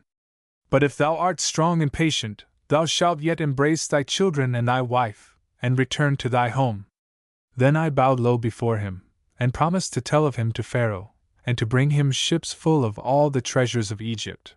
But he smiled at my speech, and said, Thou hast nothing that I need, for I am prince of the land of Punt, and all its perfumes are mine. Moreover, when thou departest, thou shalt never again see this isle, for it shall be changed into waves. Now, behold! When the time was come, as he had foretold, the ship drew near. And the good serpent said to me, Farewell, farewell. Go to thy home, little one, see again thy children, and let thy name be good in thy town. These are my wishes for thee. So I bowed low before him, and he loaded me with precious gifts of perfume, cassia, sweet woods, ivory, baboons, and all kinds of precious things, and I embarked in the ship. And now, after a voyage of 2 months, we are coming to the house of Pharaoh, and I shall go in before Pharaoh, and offer the gifts which I have brought from this isle into Egypt, and Pharaoh shall thank me before the great ones of the land. Our last story belongs to a later age than that of the shipwrecked sailor. About 1,500 years before Christ there arose in Egypt a race of mighty soldier kings, who founded a great empire, which stretched from the Sudan right through Syria and Mesopotamia as far as the great river Euphrates. Mesopotamia, or Narration, as the Egyptians called it, had been an unknown land to them before this time, but now it became to them what America was to the men of Queen Elizabeth's time, or the heart of Africa to your grandfathers, the wonderful land of romance, where all kinds of strange things might happen. And this story of the doomed prince, which I have to tell you, belongs partly to Narration, and, as you will see, some of our own fairy stories have been made out of very much the same materials as are used in it. Once upon a time there was a king in Egypt who had no child. His heart was grieved because he had no child, and he prayed to the gods for a son. So in course of time a son was born to him, and the fates, like fairy godmothers, came to his cradle to foretell what should happen to him. And when they saw him, they said, "His doom is to die either by the crocodile, or by the serpent, or by the dog." When the king heard this, his heart was sore for his little son, and he resolved that he would put the boy where no harm could come to him. So he built for him a beautiful house away in the desert, and furnished it with all kinds of fine things, and sent the boy there, with faithful servants to guard him, and to see that he came to no hurt. So the boy grew up quietly and safely in his house in the desert. But it fell on a day that the young prince looked out from the roof of his house, and he saw a man walking across the desert, with a dog following him. So he said to the servant who was with him, "What is this that walks behind the man who is coming along the road?" "It is a dog," said the page. Then the boy said, "You must bring me one like him." And the page went and told his majesty. Then the king said, "Get a little puppy, and take it to him, lest his heart be sad." So they brought him a little dog, and it grew up along with him. Now it happened that, when the boy had grown to be a strong young man, he grew weary of being always shut up in his fine house. Therefore he sent a message to his father, saying, "Why am I always to be shut up here? Since I am doomed to 3 evil fates, let me have my desire, and let God do what is in his heart." So the king agreed, and they gave the young prince arms, and sent him away to the eastern frontier, and his dog went with him, and they said to him, "Go wherever you will." So he went northward through the desert, he and his dog, until he came to the land of Narration. Now, the chief of the land of Narration had no children, save one beautiful daughter, and for her he had built a wonderful house. It had 70 windows, and it stood on a great rock more than 100 feet high. And the chief summoned the sons of all the chiefs of the country round about, and said to them, "The prince who can climb to my daughter's window shall have her for his wife." So all the young princes of the land camped around the house, and tried every day to climb to the window of the beautiful princess. But none of them succeeded, for the rock was very steep and high. Then, one day when they were climbing as they were wont, the young prince of Egypt rode by with his dog, and the princes welcomed him, bathed him, and fed his horse, and said to him, "Whence comest thou, thou goodly youth?" He did not wish to tell them that he was the son of Pharaoh, so he answered, "I am the son of an Egyptian officer. My father married a second wife, and when she had children, she hated me, and drove me away from my home." So they took him into their company, and he stayed with them many days.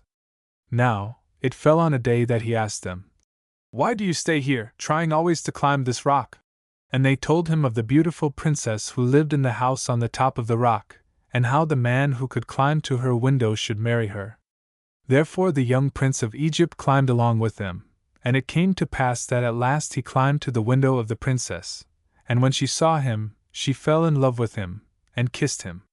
Then was word sent to the chief of Narration that one of the young men had climbed to his daughter's window, and he asked which of the princes it was, and the messenger said, "It is not a prince, but the son of an Egyptian officer, who has been driven away from Egypt by his stepmother."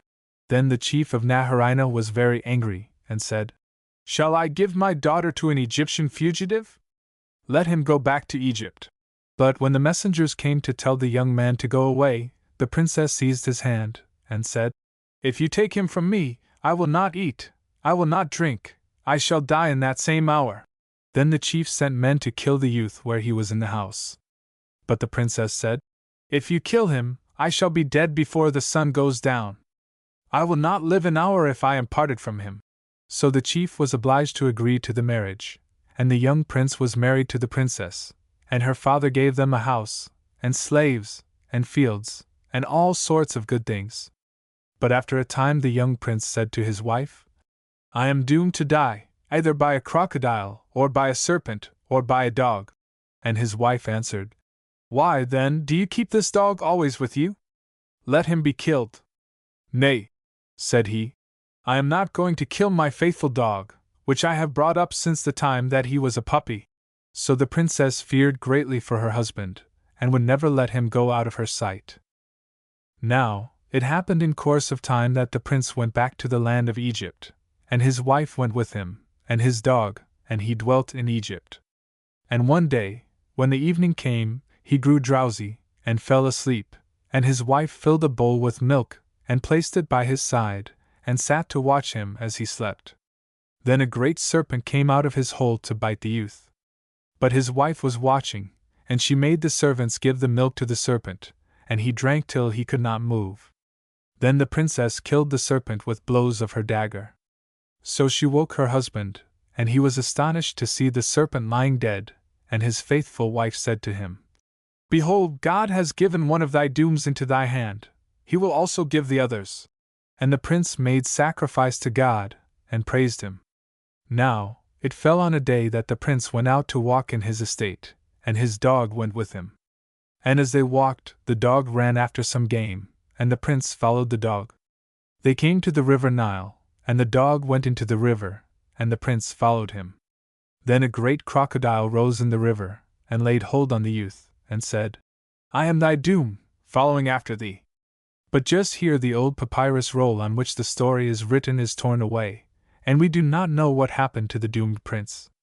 I fancy that, in some way or other, his dog would save him from the crocodile, and that later, by some accident, the poor faithful dog would be the cause of his master's death. At least, it looks as if the end of the story must have been something like that, for the Egyptians believed that no one could escape from the doom that was laid upon him, but had to suffer it sooner or later. Perhaps, some day, one of the explorers who are searching the land of Egypt for relics of the past may come on another papyrus roll with the end of the story, and then we shall find out whether the dog did kill the prince, or whether God gave all his dooms into his hand, as his wife hoped. These are some of the stories that little Tahuti and Sinsend used to listen to in the long evenings when they were tired of play. Perhaps they seem very simple and clumsy to you, but I have no doubt that, when they were told in those old days, the black eyes of the little Egyptian boys and girls used to grow very big and round, and the wizard who could fasten on heads which had been cut off seemed a very wonderful person, and the talking serpents and crocodiles seemed very real and very dreadful. Anyhow, you have heard the oldest stories in all the world, the fathers and mothers, so to speak, of all the great family of wonder tales that have delighted and terrified children ever since. Chapter 9, Exploring the Sudan. There is no more wonderful or interesting story than that which tells how bit by bit the great dark continent of Africa has been explored, and made to yield up its secrets. But did you ever think what a long story it is, and how very early it begins? It is in Egypt that we find the first chapters of the story, and they can still be read, written in the quaint old picture writing which the Egyptians used, on the rock tombs of a place in the south of Egypt, called Elephantine. In early days the land of Egypt used to end at what was called the first cataract of the Nile, a place where the river came down in a series of rapids among a lot of rocky islets. The first cataract has disappeared now, for British engineers have made a great dam across the Nile just at this point, and turned the whole country, for miles above the dam, into a lake. But in those days the Egyptians used to believe that the Nile, to which they owed so much, began at the first cataract. Yet they knew of the wild country of Nubia beyond, and, in very early times indeed, about 5,000 years ago, they used to send exploring expeditions into that half-desert land which we have come to know as the Sudan. Near the first cataract there lies the island of Elephantine, and when the Egyptian kingdom was young the great barons who owned this island were the lords of the Egyptian marches, just as the Percys and the Douglases were the lords of the marches in England and Scotland. It was their duty to keep in order the wild Nubian tribes south of the cataract, to see that they allowed the trading caravans to pass safely, and sometimes to lead these caravans through the desert themselves. A caravan was a very different thing then from the long train of camels that we think of now when we hear the name. For, though there are some very old pictures which show that, before Egyptian history begins at all, the camel was known in Egypt, somehow that useful animal seems to have disappeared from the land for many hundreds of years. The pharaohs and their adventurous barons never used the queer, ungainly creature that carries the desert postman in our picture, Plate 12, and the ivory, gold dust, and ebony that came from the Sudan had to be carried on the backs of hundreds of asses. The barons of Elephantine bore the proud title of Keepers of the Door of the South, and in addition they display, seemingly just as proudly, the title Caravan Conductors. In those days it was no easy task to lead a caravan through the Sudan, and bring it back safe with its precious load through all the wild and savage tribes who inhabited the land of Nubia. More than one of the barons of Elephantine set out with a caravan never to return, but to leave his bones, and those of his companions, to whiten among the desert sands, and one of them has told us how, hearing that his father had been killed on one of these adventurous journeys, he mustered his retainers, marched south with a train of 100 asses, punished the tribe which had been guilty of the deed, and brought his father's body home, to be buried with all due honors. Some of the records of these early journeys, the first attempts to explore the interior of Africa, may still be read carved on the walls of the tombs where the brave explorers sleep. One baron, called Herkhoff, has told us of no fewer than 4 separate expeditions which he made into the Sudan. On his first journey, as he was still young, he went in company with his father, and was away for 7 months. The next time he was allowed to go alone, and brought back his caravan safely after an absence of 8 months. On his third journey he went farther than before, and gathered so large a quantity of ivory and gold dust that 300 asses were required to bring his treasure home. So rich a caravan was a tempting prize for the wild tribes on the way. But Herkhoff persuaded one of the Sudanese chiefs to furnish him with a large escort, and the caravan was so strongly guarded that the other tribes did not venture to attack it, but were glad to help its leader with guides and gifts of cattle. Herkhoff brought his treasures safely back to Egypt, and the king was so pleased with his success that he sent a special messenger with a boat full of delicacies to refresh the weary traveler. But the most successful of all his expeditions was the fourth. The king who had sent him on the other journeys had died, and was succeeded by a little boy called Pepe, who was only about 6 years old when he came to the throne, and who reigned for more than 90 years, the longest reign in the world's history. In the second year of Pepe's reign, the bold Herkhoff set out again for the Sudan, and this time, along with other treasures, he brought back something that his boy king valued far more than gold or ivory. You know how, when Stanley went in search of Emin Pasha, he discovered in the Central African forests a strange race of dwarfs, living by themselves, and very shy of strangers. Well, for all these thousands of years, the forefathers of these little dwarfs must have been living in the heart of the Dark Continent. In early days they evidently lived not so far away from Egypt as when Stanley found them, for, on at least one occasion, one of Pharaoh's servants had been able to capture one of the little men, and bring him down as a present to his master, greatly to the delight of the king and court. Herkhoff was equally fortunate. He managed to secure a dwarf from one of these pygmy tribes, and brought him back with his caravan, that he might please the young king with his quaint antics and his curious dances. When the king heard of the present which his brave servant was bringing back for him, he was wild with delight. The thought of this new toy was far more to the little 8-year-old king though he was, than all the rest of the treasure which Herkhoff had gathered, and he caused a letter to be written to the explorer, telling him of his delight, and giving him all kinds of advice as to how careful he should be that the dwarf should come to no harm on the way to court. The letter, through all its curious old phrases, is very much the kind of letter that any boy might send on hearing of some new toy that was coming to him. "My Majesty," says the little 8-year-old pharaoh, "wisheth to see this pygmy more than all the tribute of Punt. And if thou comest to court having this pygmy with thee sound and whole, my Majesty will do for thee more than King Asa did for the Chancellor Boarded." This was the man who had brought back the other dwarf in earlier days. Little King Pepe then gives careful directions that Herkhoff is to provide proper people to see that the precious dwarf does not fall into the Nile on his way down the river, and these guards are to watch behind the place where he sleeps, and look into his bed 10 times each night, that they may be sure that nothing has gone wrong. The poor little dwarf must have had rather an uncomfortable time of it, one fancies, if his sleep was to be broken so often. Perhaps there was more danger of killing him with kindness and care, than if they had left him more to himself, but Pepe's anxiety was very like a boy. However, Herkhoff evidently succeeded in bringing his dwarf safe and sound to the king's court, and no doubt the quaint little savage proved a splendid toy for the young king. One wonders what he thought of the great cities and the magnificent court of Egypt, and whether his heart did not weary sometimes for the wild freedom of his lost home. Herkhuf was so proud of the king's letter that he caused it to be engraved, word for word, on the walls of the tomb which he hewed out for himself at Elephantine, and there to this day the words can be read which tell us how old is the story of African exploration, and how a boy was always just a boy, even though he lived 5,000 years ago, and reigned over a great kingdom. Chapter 10 of Voyage of Discovery. About 3,500 years ago, there reigned a great queen in Egypt. It was not usual for the Egyptian throne to be occupied by a woman, though great respect was always shown to women in Egypt, and the rank of a king's mother was considered quite as important as that of his father.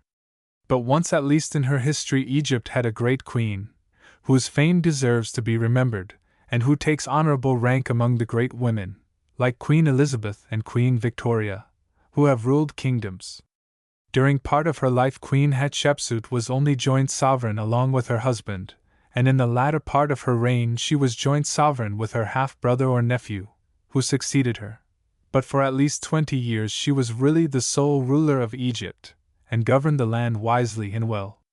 Perhaps the most interesting thing that happened in her reign was the voyage of discovery which she caused to be made by some ships of her fleet. Centuries before her time, when the world was young, the Egyptians had made expeditions down the Red Sea to a land which they sometimes called Punt, and sometimes the Divine Land. Probably it was part of the country that we now know as Somaliland. But for a very long time these voyages had ceased, and people only knew by hearsay, and by the stories of ancient days, of this wonderful country that lay away by the southern sea. One day, the queen tells us, she was at prayers in the temple of the god Amen at Thebes, when she felt a sudden inspiration. The god was giving her a command to send an expedition to this almost forgotten land. A command was heard in the sanctuary, a behest of the god himself, that the ways which lead to Punt should be explored, and that the roads to the ladders of incense should be trodden. In obedience to this command, the queen at once equipped a little fleet of the quaint old galleys that the Egyptians then used, Plate 1, and sent them out, with picked crews, and a royal envoy in command, to sail down the Red Sea, in search of the Divine Land. The ships were laden with all kinds of goods to barter with the Punites, and a guard of Egyptian soldiers was placed on board. We do not know how long it took the little squadron to reach its destination. Sea voyages in those days were slow and dangerous. But at last the ships safely reached the mouth of the Elephant River in Somaliland, and went up the river with the tide till they came to the village of the natives. They found that the Punites lived in curious beehive-shaped houses, some of them made of wickerwork, and placed on piles, so that they had to climb into them by ladders. The men were not Negroes, though some Negroes lived among them.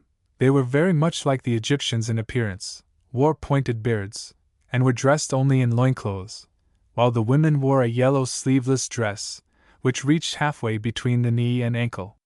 Nasi, the royal envoy, landed with an officer and 8 soldiers, and to show that he came in peace, he spread out on a table some presents for the chief of the Punites: 5 bracelets, 2 gold necklaces, a dagger, with belt and sheath, a battle-axe, and 11 strings of glass beads, much such a present as a European explorer might give today to an African chief. The natives came down in great excitement to see the strangers who had brought such treasures, and were astonished at the arrival of such a fleet. "How is it," they said, "that you have reached this country, hitherto unknown to men? Have you come by way of the sky, or have you sailed on the waters of the Divine Sea?" The chief, who was called Parihu, came down with his wife Adi, and his daughter. Adi rode down on a donkey, but dismounted to see the strangers, and indeed, the poor donkey must have been greatly relieved, for the chieftainess was an exceedingly fat lady, and her daughter, though so young, showed every intention of being as fat as her mother. After the envoy and the chief had exchanged compliments, business began. The Egyptians pitched a tent in which they stored their goods for barter, and to put temptation out of the way of the natives, they drew a guard of soldiers round the tent. For several days the market remained open, and the country people brought down their treasures, till the ships were laden as deeply as was safe. The cargo was a varied and valuable one. Elephants' tusks, gold, ebony, apes, greyhounds, leopard skins, all were crowded into the galleys, the apes sitting gravely on the top of the bales of goods, and looking longingly at the land which they were leaving. But the most important part of the cargo was the incense, and the incense trees. Great quantities of the gum from which the incense was made were placed on board, and also 31 of the incense sycamores, their roots carefully surrounded with a large ball of earth, and protected by baskets. Several young chiefs of the Penates accompanied the expedition back to Thebes, to see what life was like in the strange new world which had been revealed to them. Altogether, the voyage home must have been no easy undertaking, for the ships, with their heavy cargoes, must have been very difficult to handle. The arrival of the squadron at Thebes, which they must have reached by a canal connecting the Nile with the Red Sea, was made the occasion of a great holiday festival. Long lines of troops in gala attire came out to meet the brave explorers, and an escort of the royal fleet accompanied the exploring squadron up to the temple quay where the ships were to moor. Then the Thebans feasted their eyes on the wonderful treasures that had come from Punt, wondering at the natives, the incense, the ivory, and, above all, at a giraffe which had been brought home. How the poor creature was stowed away on the little Egyptian ship it is hard to see, but there he was, with his spots and his long neck, the most wonderful creature that the good folks of Thebes had ever seen. The precious incense gum was stored in the temple, and the queen herself gave a bushel measure, made of a mixture of gold and silver, to measure it out with. So the voyage of discovery had ended in a great success. But Queen Hatshepsut's purpose was only half fulfilled as yet. In a nook of the limestone cliffs, not far from Thebes, her father before her had begun to build a very wonderful temple, close beside the ruins of an older sanctuary which had stood there for hundreds of years. Hatshepsut had been gradually completing his work, and the temple was now growing into a most beautiful building, very different from ordinary Egyptian temples. From the desert sands in front it rose terrace above terrace, each platform bordered with rows of beautiful limestone pillars, until at last it reached the cliffs, and the most sacred chamber of it, the Holy of Holies, was hewn into the solid wall of rock behind. This temple the queen resolved to make into what she called a paradise for Amen, the god who had told her to send out the ships. So she planted on the terraces the sacred incense trees which had been brought from Punt, and, thanks to careful tending and watering, they flourished well in their new home. And then, all along the walls of the temple, she caused her artists to carve and paint the whole story of the voyage. We do not know the names of the artists who did the work, though we know that of the architect Sinmut, who planned the building. But whoever they were, they must have been very skillful sculptors, for the story of the voyage is told in pictures on the walls of this wonderful temple, so that everything can be seen just as it actually happened more than 3,000 years ago. You can see the ships toiling along with oar and sail towards their destination, the meeting with the natives, the palaver and the trading, the loading of the galleys, and the long procession of Theban soldiers going out to meet the returning explorers. Not a single detail is missed, and thanks to the queen and her artists, we can go back over all these years, and see how sailors worked, and how people lived in savage lands in that far-off time, and realize that explorers dealt with the natives in foreign countries in those days very much as they deal with them now. When our explorers of today come back from their journeys, they generally tell the story of their adventures in a big book with many pictures.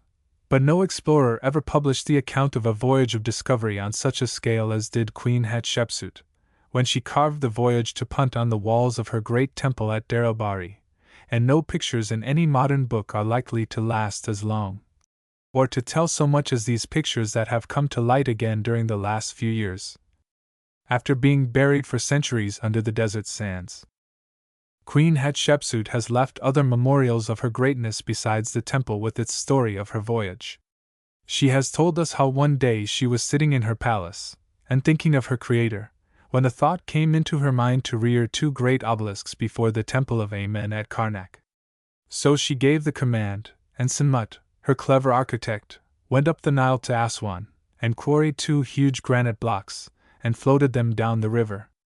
Cleopatra's Needle, which stands on the Thames embankment, is 68.5 feet high, and it seems to us a huge stone for men to handle.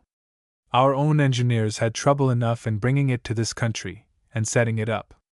But these 2 great obelisks of Queen Hatshepsut were 98.5 feet high, and weighed about 350 tons apiece. Yet Sinmut had them quarried, and set up, and carved all over from base to summit in 7 months from the time when the queen gave her command. One of them still stands at Karnak, the tallest obelisk in the temple there, while the other great shaft has fallen, and lies broken, close to its companion. They tell us their own plain story of the wisdom and skill of those far-off days, and perhaps the great queen who thought of her Creator as she sat in her palace, and longed to honor him, found that the God whom she ignorantly worshipped was indeed not far from his servant's heart. Chapter 11 Egyptian Books. The Egyptians were, if not quite the earliest, at least among the earliest of all the peoples of the world to find out how to put down their thoughts in writing, or in other words, to make a book, and one of their old books, full of wise advice from a father to his son, is, perhaps, the oldest book in the world. 2 words which we are constantly using might help to remind us of how much we owe to their cleverness. The one is Bible, and the other is paper. When we talk of the Bible, which just means the book, we are using one of the words which the Greeks used to describe the plant out of which the Egyptians made the material on which they wrote, and when we talk of paper, we are using another name, the commoner name, of the same plant. For the Egyptians were the first people to make paper, and they used it for many centuries before other people had learned how much handier it was than the other things which they used. Yet, if you saw an Egyptian book, you would think it was a very curious and clumsy thing indeed, and very different from the handy volumes which we use nowadays. When an Egyptian wanted to make a book, he gathered the stems of a kind of reed called the papyrus, which grew in some parts of Egypt in marshy ground. This plant grew to a height of from 12 to 15 feet, and had a stalk about 6 inches thick. The outer rind was peeled off this stalk, and then the inner part of it was separated, by means of a flat needle, into thin layers.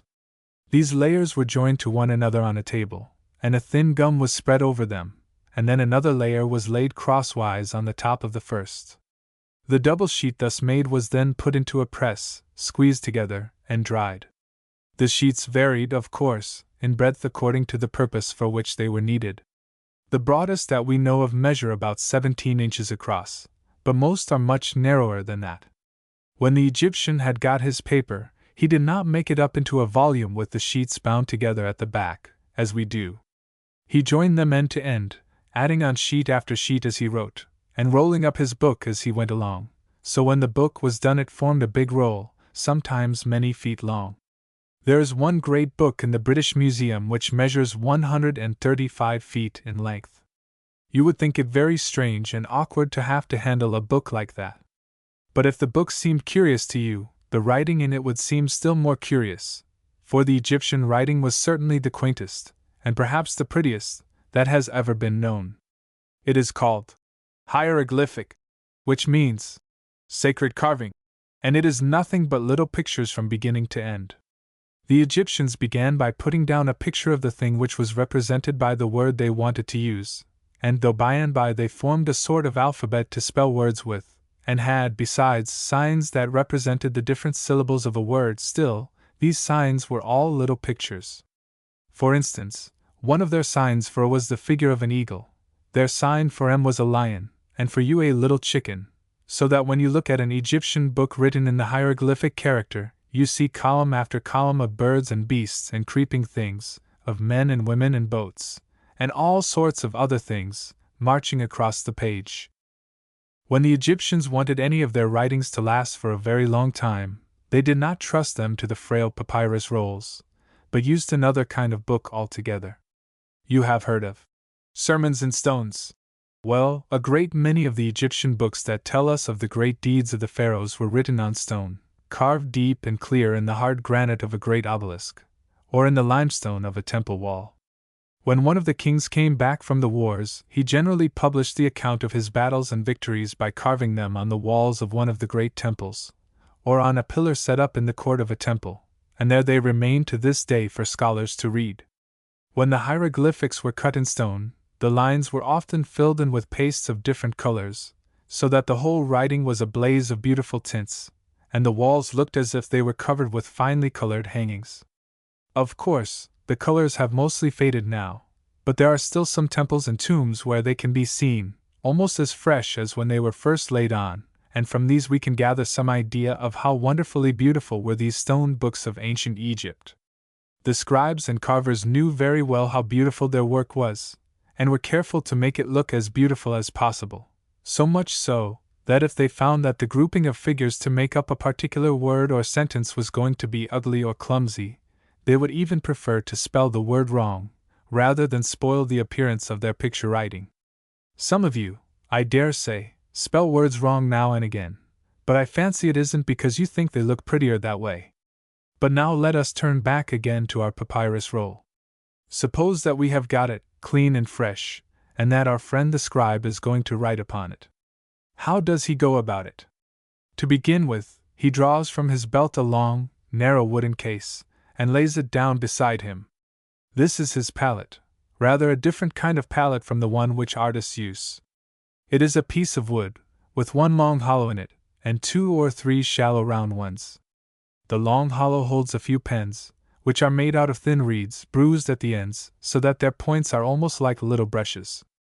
The shallow round hollows are for holding ink, black for most of the writing, red for special words, and perhaps 1 or 2 other colors, if the scribe is going to do a very fine piece of work. So he squats down, cross-legged, dips a reed pen in the ink, and begins. As he writes, he makes his little figures of men and beasts and birds face all in the one direction, and his readers will know that they must always read from the point towards which the characters face. Now and then, when he comes to some specially important part, he draws, in gay colors, a little picture of the scene which the words describe.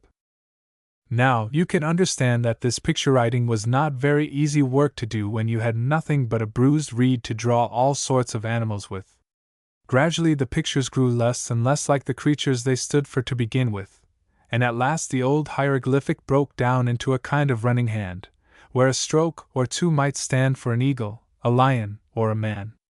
And very many of the Egyptian books are written in this kind of broken-down hieroglyphic, which is called hieratic, or priestly writing.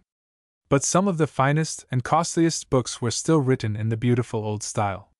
On their papyrus rolls the Egyptians wrote all sorts of things, books of wise advice, stories like the fairy tales which we have been hearing, legends of the gods, histories, and poems, but the book that is oftenest met with is one of their religious books. It is nearly always called the Book of the Dead, now, and some people call it the Egyptian Bible, but neither of these names is the right one. Certainly it is not in the least like the Bible, and the Egyptians themselves never called it the Book of the Dead. They called it the Chapters of Coming Forth by Day, and the reason they gave it that name was because they believed that if their dead friends knew all the wisdom that was written in it, they would escape all the dangers of the other world, and would be able in heaven to go in and out just as they had done upon earth, and to be happy forever. The book is full of all kinds of magical charms against the serpents and dragons and all the other kinds of evil things that sought to destroy the dead person in the other world. The scribes used to write off copies of it by the dozen, and keep them in stock, with blank places for the names of the persons who were to use them. When anyone died, his friends went away to a scribe, and bought a roll of the Book of the Dead, and the scribe filled in the name of the dead person in the blank places. Then the book was buried along with his mummy, so that when he met the demons and serpents on the road to heaven, he would know how to drive them away, and when he came to gates that had to be opened, or rivers that had to be crossed, he would know the right magical words to use. Some of these rolls of the Book of the Dead are very beautifully written, and illustrated with most wonderful little colored pictures, representing different scenes of life in the other world, and it is from these that we have learned a great deal of what the Egyptians believed about the judgment after death, and heaven. But the common ones are very carelessly done. The scribes knew that the book was going to be buried at once, and that nobody was likely ever to see it again, so they did not care much whether they made mistakes or not, and often they missed out parts of the book altogether. They little thought that, thousands of years after they were dead, scholars would dig up their writings again, and read them, and see all their blunders. Of course, a great deal of this book is dreadful rubbish, and anything more unlike the noble and beautiful teaching of the Bible you can scarcely imagine. It has no more sense in it than the fee, fi, fa, fum of our fairy stories. Here is one little chapter from it. It is called the chapter of repulsing serpents. And the Egyptians supposed that when a serpent attacked you on your way to heaven, you had only to recite this verse, and the serpent would be powerless to harm you. Hail, thou serpent Rerek! Advance not hither. Stand still now, and thou shalt eat the rat which is an abomination unto Ra, the sun god, and thou shalt crunch the bones of a filthy cat. It sounds very silly, doesn't it? And there are many things quite as silly as this in the book. You can scarcely imagine how wise people like the Egyptians could ever have believed in such drivel. But then, side by side with this miserable stuff, you find really wonderful and noble thoughts, that surely came to these men of ancient days from God Himself, telling them how every man must be judged at last for all that he has done on earth, and how only those who have done justly, and loved mercy, and walked humbly with God, will be accepted by Him. Chapter 12 Temples and Tombs. Anyone traveling through our own land, or through any European country, to see the great buildings of long ago, would find that they were nearly all either churches or castles. There are the great cathedrals, very beautiful and wonderful, and there are the great buildings, sometimes partly palaces and partly fortresses, where kings and nobles lived in bygone days. Well, if you were traveling in Egypt to see its great buildings, you would find a difference. There are plenty of churches, or temples, rather, and very wonderful they are, but there are no castles or palaces left, or, at least, there are next to none. Instead of palaces and castles, you would find tombs. Egypt, in fact, is a land of great temples and great tombs. Now, one can see why the Egyptians built great temples, for they were a very religious nation, and paid great honor to their gods. But why did they give so much attention to their tombs? The reason is, as you will hear more fully in another chapter, that there never was a nation which believed so firmly as did the Egyptians that the life after death was far more important than life in this world. They built their houses, and even their palaces, very lightly, partly of wood and partly of clay, because they knew that they were only to live in them for a few years. But they called their tombs eternal dwelling places, and they have made them so wonderfully that they have lasted long after all the other buildings of the land, except the temples, have passed away. First of all, let me try to give you an idea of what an Egyptian temple must have been like in the days of its splendor. People come from all parts of the world to see even the ruins of these buildings, and they are altogether the most astonishing buildings in the world, but they are now only the skeletons of what the temples once were, and scarcely give you any more idea of their former glory and beauty than a human skeleton does of the beauty of a living man or woman. Suppose, then, that we are coming up to the gates of a great Egyptian temple in the days when it was still the house of a god who was worshipped by hundreds of thousands of people. As we pass out of the narrow streets of the city to which the temple belongs, we find ourselves standing upon a broad paved way, which stretches before us for hundreds of yards. On either side, this way is bordered by a row of statues, and these statues are in the form of what we call sphinxes, that is to say, they have bodies shaped like crouching lions, and on the lion body there is set the head of a different creature. Some of the sphinxes, like the Great Sphinx, have human heads, but those which border the temple avenues have oftener either ram or jackal heads. As we pass along the avenue, two high towers rise before us, and between them is a great gateway. In front of the gate towers are two tall obelisks, slender, tapering shafts of red granite, like Cleopatra's Needle on the Thames embankment. They are hewn out of single blocks of stone, carved all over with hieroglyphic figures, polished till they shine like mirrors, and their pointed tops are gilded so that they flash brilliantly in the sunlight. Beside the obelisks, which may be from 70 to 100 feet high, there are huge statues, perhaps 2, perhaps 4, of the king who built the temple. These statues represent the king as sitting upon his throne, with the double crown of Egypt, red and white, upon his head. They also are hewn out of single blocks of stone, and when you look at the huge figures you wonder how human hands could ever get such stones out of the quarry, sculpture them, and set them up. Before one of the temples of Thebes still lie the broken fragments of a statue of Ramses II. When it was whole the statue must have been about 57 feet high, and the great block of granite must have weighed about 1,000 tons, the largest single stone that was ever handled by human beings. Plate 10 will give you some idea of what these huge statues looked like. Fastened to the towers are 4 tall flagstaves, 2 on either side of the gate, and from them float gaily colored pennants. The walls of the towers are covered with pictures of the wars of the king. Here you see him charging in his chariot upon his fleeing enemies. Here, again, he is seizing a group of captives by the hair, and raising his mace or his sword to kill them. But whatever he is doing, he is always gigantic, while his foes are mere helpless human beings. All these carvings are brilliantly painted, and the whole front of the building glows with color. It is really a kind of pictorial history of the king's reign. Now we stand in front of the gate. Its 2 leaves are made of cedar wood brought from Lebanon, but you cannot see the wood at all, for it is overlaid with plates of silver chased with beautiful designs. Passing through the gateway, we find ourselves in a broad open court. All round it runs a kind of cloister, whose roof is supported upon tall pillars, their capitals carved to represent the curving leaves of the palm tree. In the middle of the court there stands a tall pillar of stone, inscribed with the story of the great deeds of Pharaoh, and his gifts to the god of the temple. It is inlaid with turquoise, malachite, and lapis lazuli, and sparkles with precious stones. At the farther side of this court, another pair of towers and another gateway lead you into the second court. Here we pass at once out of brilliant sunlight into semi-darkness, for this court is entirely roofed over, and no light enters it except from the doorway and from grated slits in the roof. Look around you, and you will see the biggest single chamber that was ever built by the hands of man.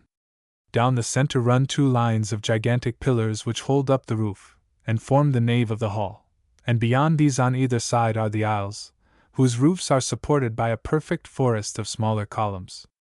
Look up to the 12 great pillars of the nave. They soar above your head, 70 feet into the air, their capitals bending outwards in the shape of open flowers. On each capital 100 men could stand safely, and the great stone roofing beams that stretch from pillar to pillar weigh 100 tons apiece. How were they ever brought to the place? And still more, how were they ever swung up to that dizzy height, and laid in their places? Each of the great columns is sculptured with figures and gaily painted, and the surrounding walls of the hall are all decorated in the same way. But when you look at the pictures, you find that it is no longer the wars of the king that are represented. The inside of the temple is too holy for such things.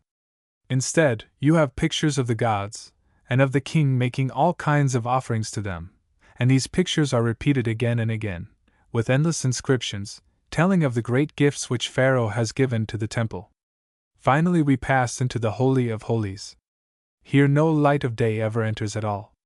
The chamber, smaller and lower than either of the others, is in darkness except for the dim light of the lamp carried by the attendant priest. Here stands the shrine, a great block of granite, hewn into a dwelling place for the figure of the god. It is closed with cedar doors covered with gold plates, and the doors are sealed. But if we could persuade the priest to let us look within, we should see a small wooden figure something like the one that we saw carried through the streets of Thebes, dressed and painted, and surrounded by offerings of meat, drink, and flowers. For this little figure all the glories that we have passed through have been created. An army of priests attends upon it day by day, dresses and paints it, spreads food before it, offers sacrifices and sings hymns in its praise. Behind the sanctuary lie storehouses, which hold corn and fruits and wines enough to supply a city in time of siege. The god is a great proprietor, holding more land than any of the nobles of the country. He has a revenue almost as great as that of Pharaoh himself. He has troops of his own, an army which obeys no orders but his. On the Red Sea he has one fleet, bringing to his temple the spices and incense of the Southland, and from the Nile mouths another fleet sails to bring home cedarwood from Lebanon, and costly stuffs from Tyre. His priests have far more power than the greatest barons of the land, and Pharaoh, mighty as he is, would think twice before offending a band of men whose hatred could shake him on his throne. Such was an Egyptian temple 3,000 years ago, when Egypt was the greatest power in the world. But if the temples of ancient Egypt are wonderful, the tombs are almost more wonderful still. Very early in their history the Egyptians began to show their sense of the importance of the life after death by raising huge buildings to hold the bodies of their great men. Even the earliest kings, who lived before there was any history at all, had great underground chambers scooped out and furnished with all sorts of things for their use in the afterlife. But it is when we come to that King Khufu, who figures in the fairy stories of Zazamank and Dedi, that we begin to understand what a wonderful thing an Egyptian tomb might be. Not very far from Cairo, the modern capital of Egypt, a line of strange, pointed buildings rises against the sky on the edge of the desert.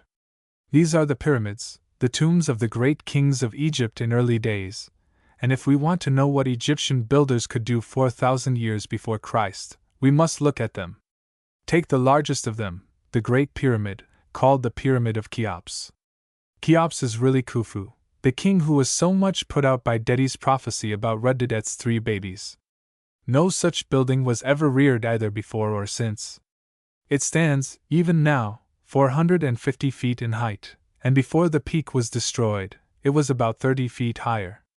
Each of its 4 sides measures over 750 feet in length, and it covers more than 12 acres of ground, the size of a pretty large field. But you will get the best idea of how tremendous a building it is when I tell you that if you used it as a quarry, you could build a town, big enough to hold all the people of Aberdeen, out of the Great Pyramid.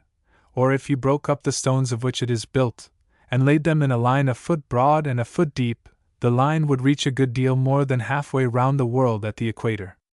You would have some trouble in breaking up the stones, however, for many of the great blocks weigh from 40 to 50 tons apiece, and they are so beautifully fitted to one another that you could not get the edge of a sheet of paper into the joints. Inside this great mountain of stone there are long passages leading to 2 small rooms in the center of the pyramid, and in one of these rooms, called the King's Chamber, the body of the greatest builder the world has ever seen was laid in its stone coffin.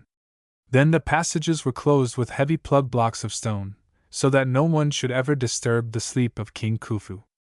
But in spite of all precautions, robbers mined their way into the pyramid ages ago, plundered the coffin, and scattered to the winds the remains of the king, so that, as Byron says, not a pinch of dust remains of Cheops. The other pyramids are smaller, though. If the Great Pyramid had not been built, the second and third would have been counted world's wonders. Near the second pyramid sits the Great Sphinx. It is a huge statue, human-headed and lion-bodied, carved out of limestone rock. Who carved it, or whose face it bears, we do not certainly know, but there the great figure crouches, as it has crouched for countless ages, keeping watch and ward over the empty tombs where the pharaohs of Egypt once slept, its head towering 70 feet into the air, its vast limbs and body stretching for 200 feet along the sand, the strangest and most wonderful monument ever hewn by the hands of man. Plate 11.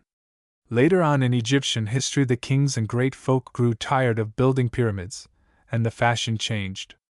Instead of raising huge structures above ground, they began to hew out caverns in the rocks in which to lay their dead.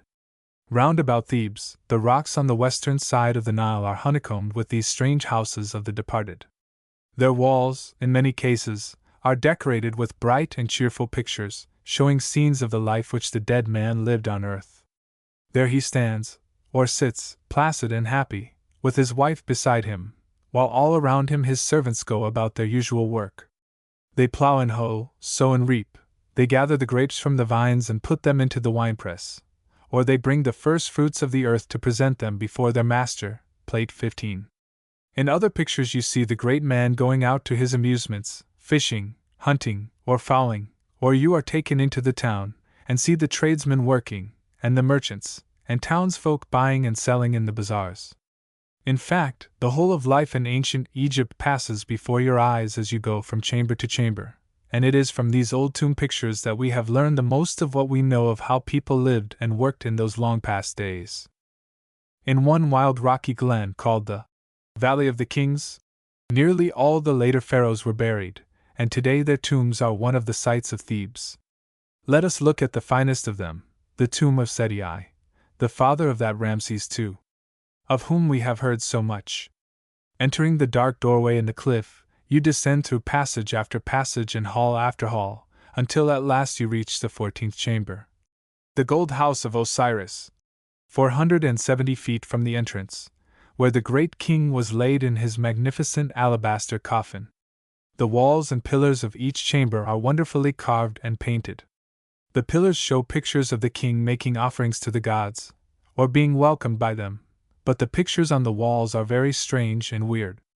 They represent the voyage of the sun through the realms of the underworld, and all the dangers and difficulties which the soul of the dead man has to encounter as he accompanies the sunbark on its journey.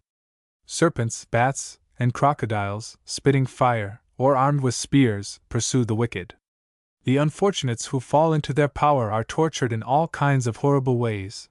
Their hearts are torn out, their heads are cut off, they are boiled in cauldrons, or hung head downwards over lakes of fire. Gradually the soul passes through all these dangers into the brighter scenes of the fields of the blessed, where the justified sow and reap and are happy. Finally, the king arrives, purified, at the end of his long journey, and is welcomed by the gods into the abode of the blessed, where he, too, dwells as a god in everlasting life. The beautiful alabaster coffin in which the mummy of King Seti was laid is now in the Soane Museum, London. When it was discovered, nearly a century ago, it was empty, and it was not till 1872 that some modern tomb robbers found the body of the king, along with other royal mummies, hidden away in a deep pit among the cliffs. Now it lies in the museum at Cairo, and you can see the face of this great king, its fine, proud features not so very much changed, we can well believe, from what they were when he reigned 3,200 years ago. In the same museum you can look upon the faces of Thutmose III, the greatest soldier of Egypt, of Ramses II, the oppressor of the Israelites, and perhaps most interesting of all, of Merenta, the pharaoh who hardened his heart when Moses pled with him to let the Hebrews go, and whose picked troops were drowned in the Red Sea as they pursued their escaping slaves. It is very strange to think that one can see the actual features and forms on which the heroes of our Bible story looked in life. The reason of such a thing is that the Egyptians believed that when a man died, his soul, which passed to the life beyond, loved to return to its old home on earth, and find again the body in which it once dwelt, and even, perhaps, that the soul's existence in the other world depended in some way on the preservation of the body. So they made the bodies of their dead friends into what we call mummies, steeping them for many days in pitch and spices till they were embalmed, and then wrapping them round in fold upon fold of fine linen.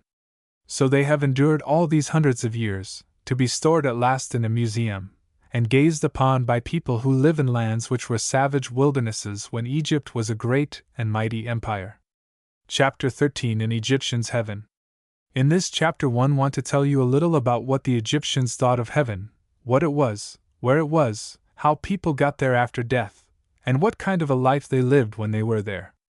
They had some very quaint and curious ideas about the heavens themselves. They believed, for instance, that the blue sky overhead was something like a great iron plate spread over the world, and supported at the four corners, north, south, east, and west, by high mountains. The stars were like little lamps, which hung down from this plate. Right round the world ran a great celestial river, and on this river the sun sailed day after day in his bark, giving light to the world. You could only see him as he passed round from the east by the south to the west, for after that the river ran behind high mountains, and the sun passed out of sight to sail through the world of darkness. Behind the sun, and appearing after he had vanished, came the moon, sailing in its own bark. It was protected by two guardian eyes, which watched always over it, plate 13, and it needed the protection, for every month it was attacked by a great enemy in the form of a sow.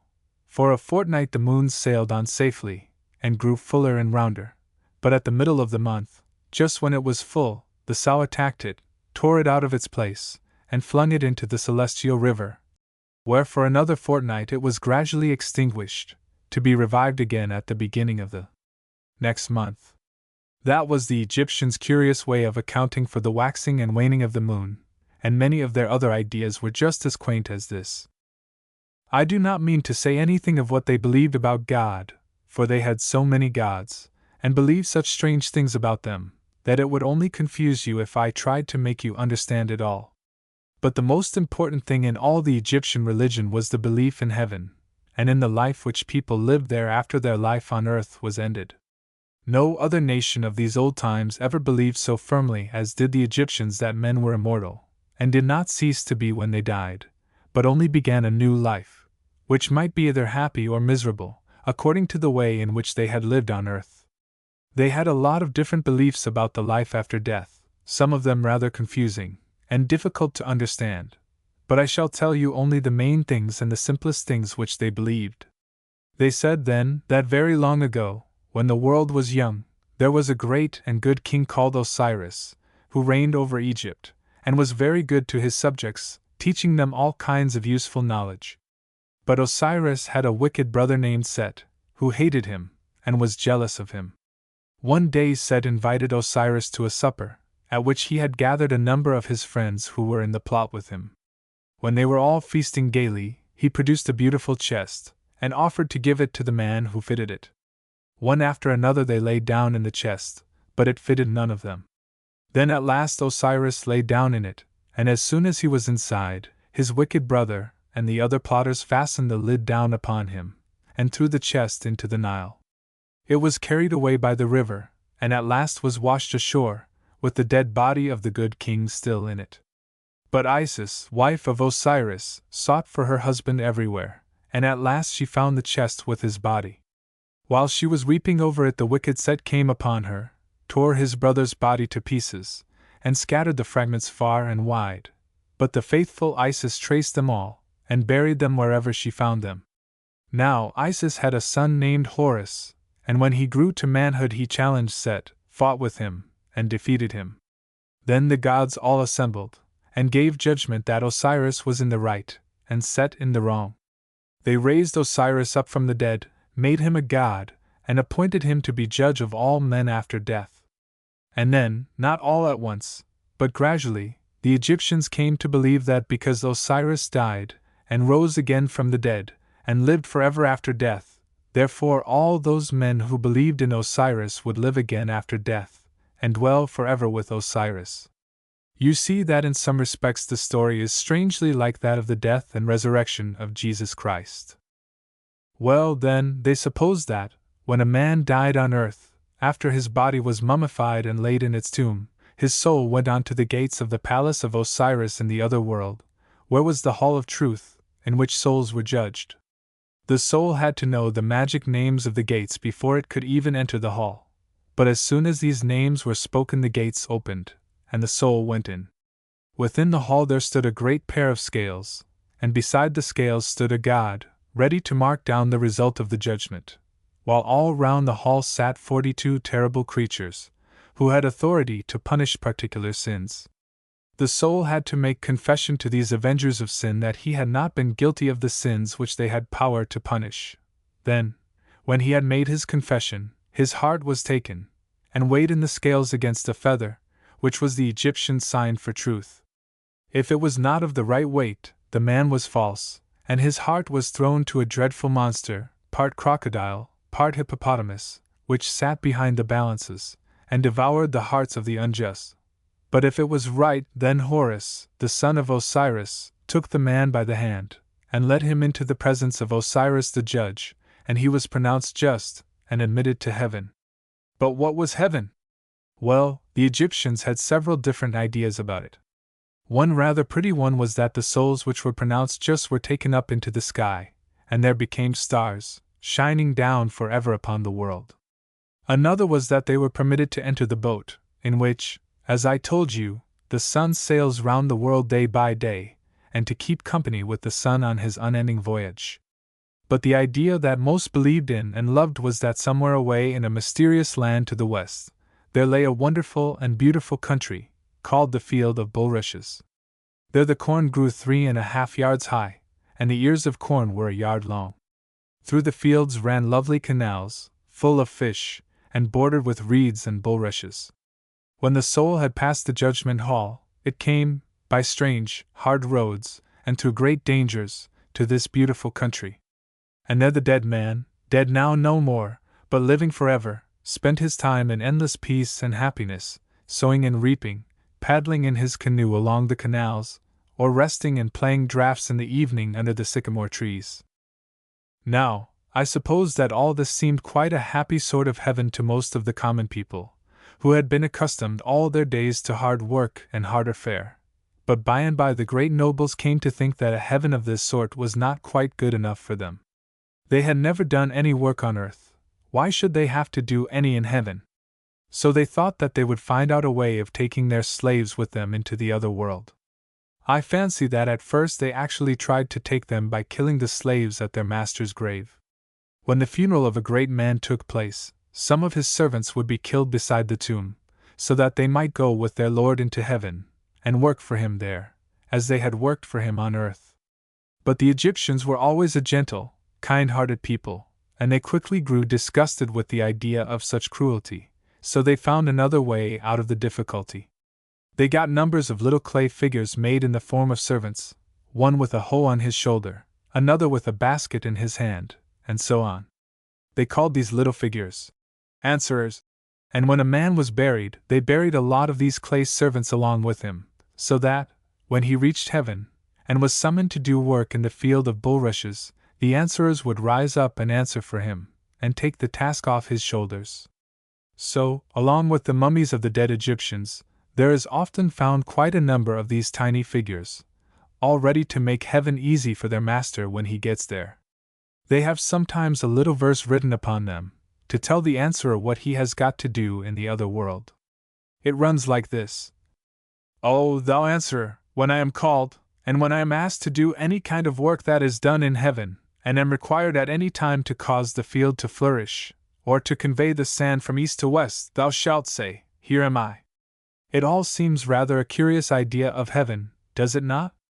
And most curious of all is the idea of dodging work in the other world by carrying a bundle of china dolls to heaven with you.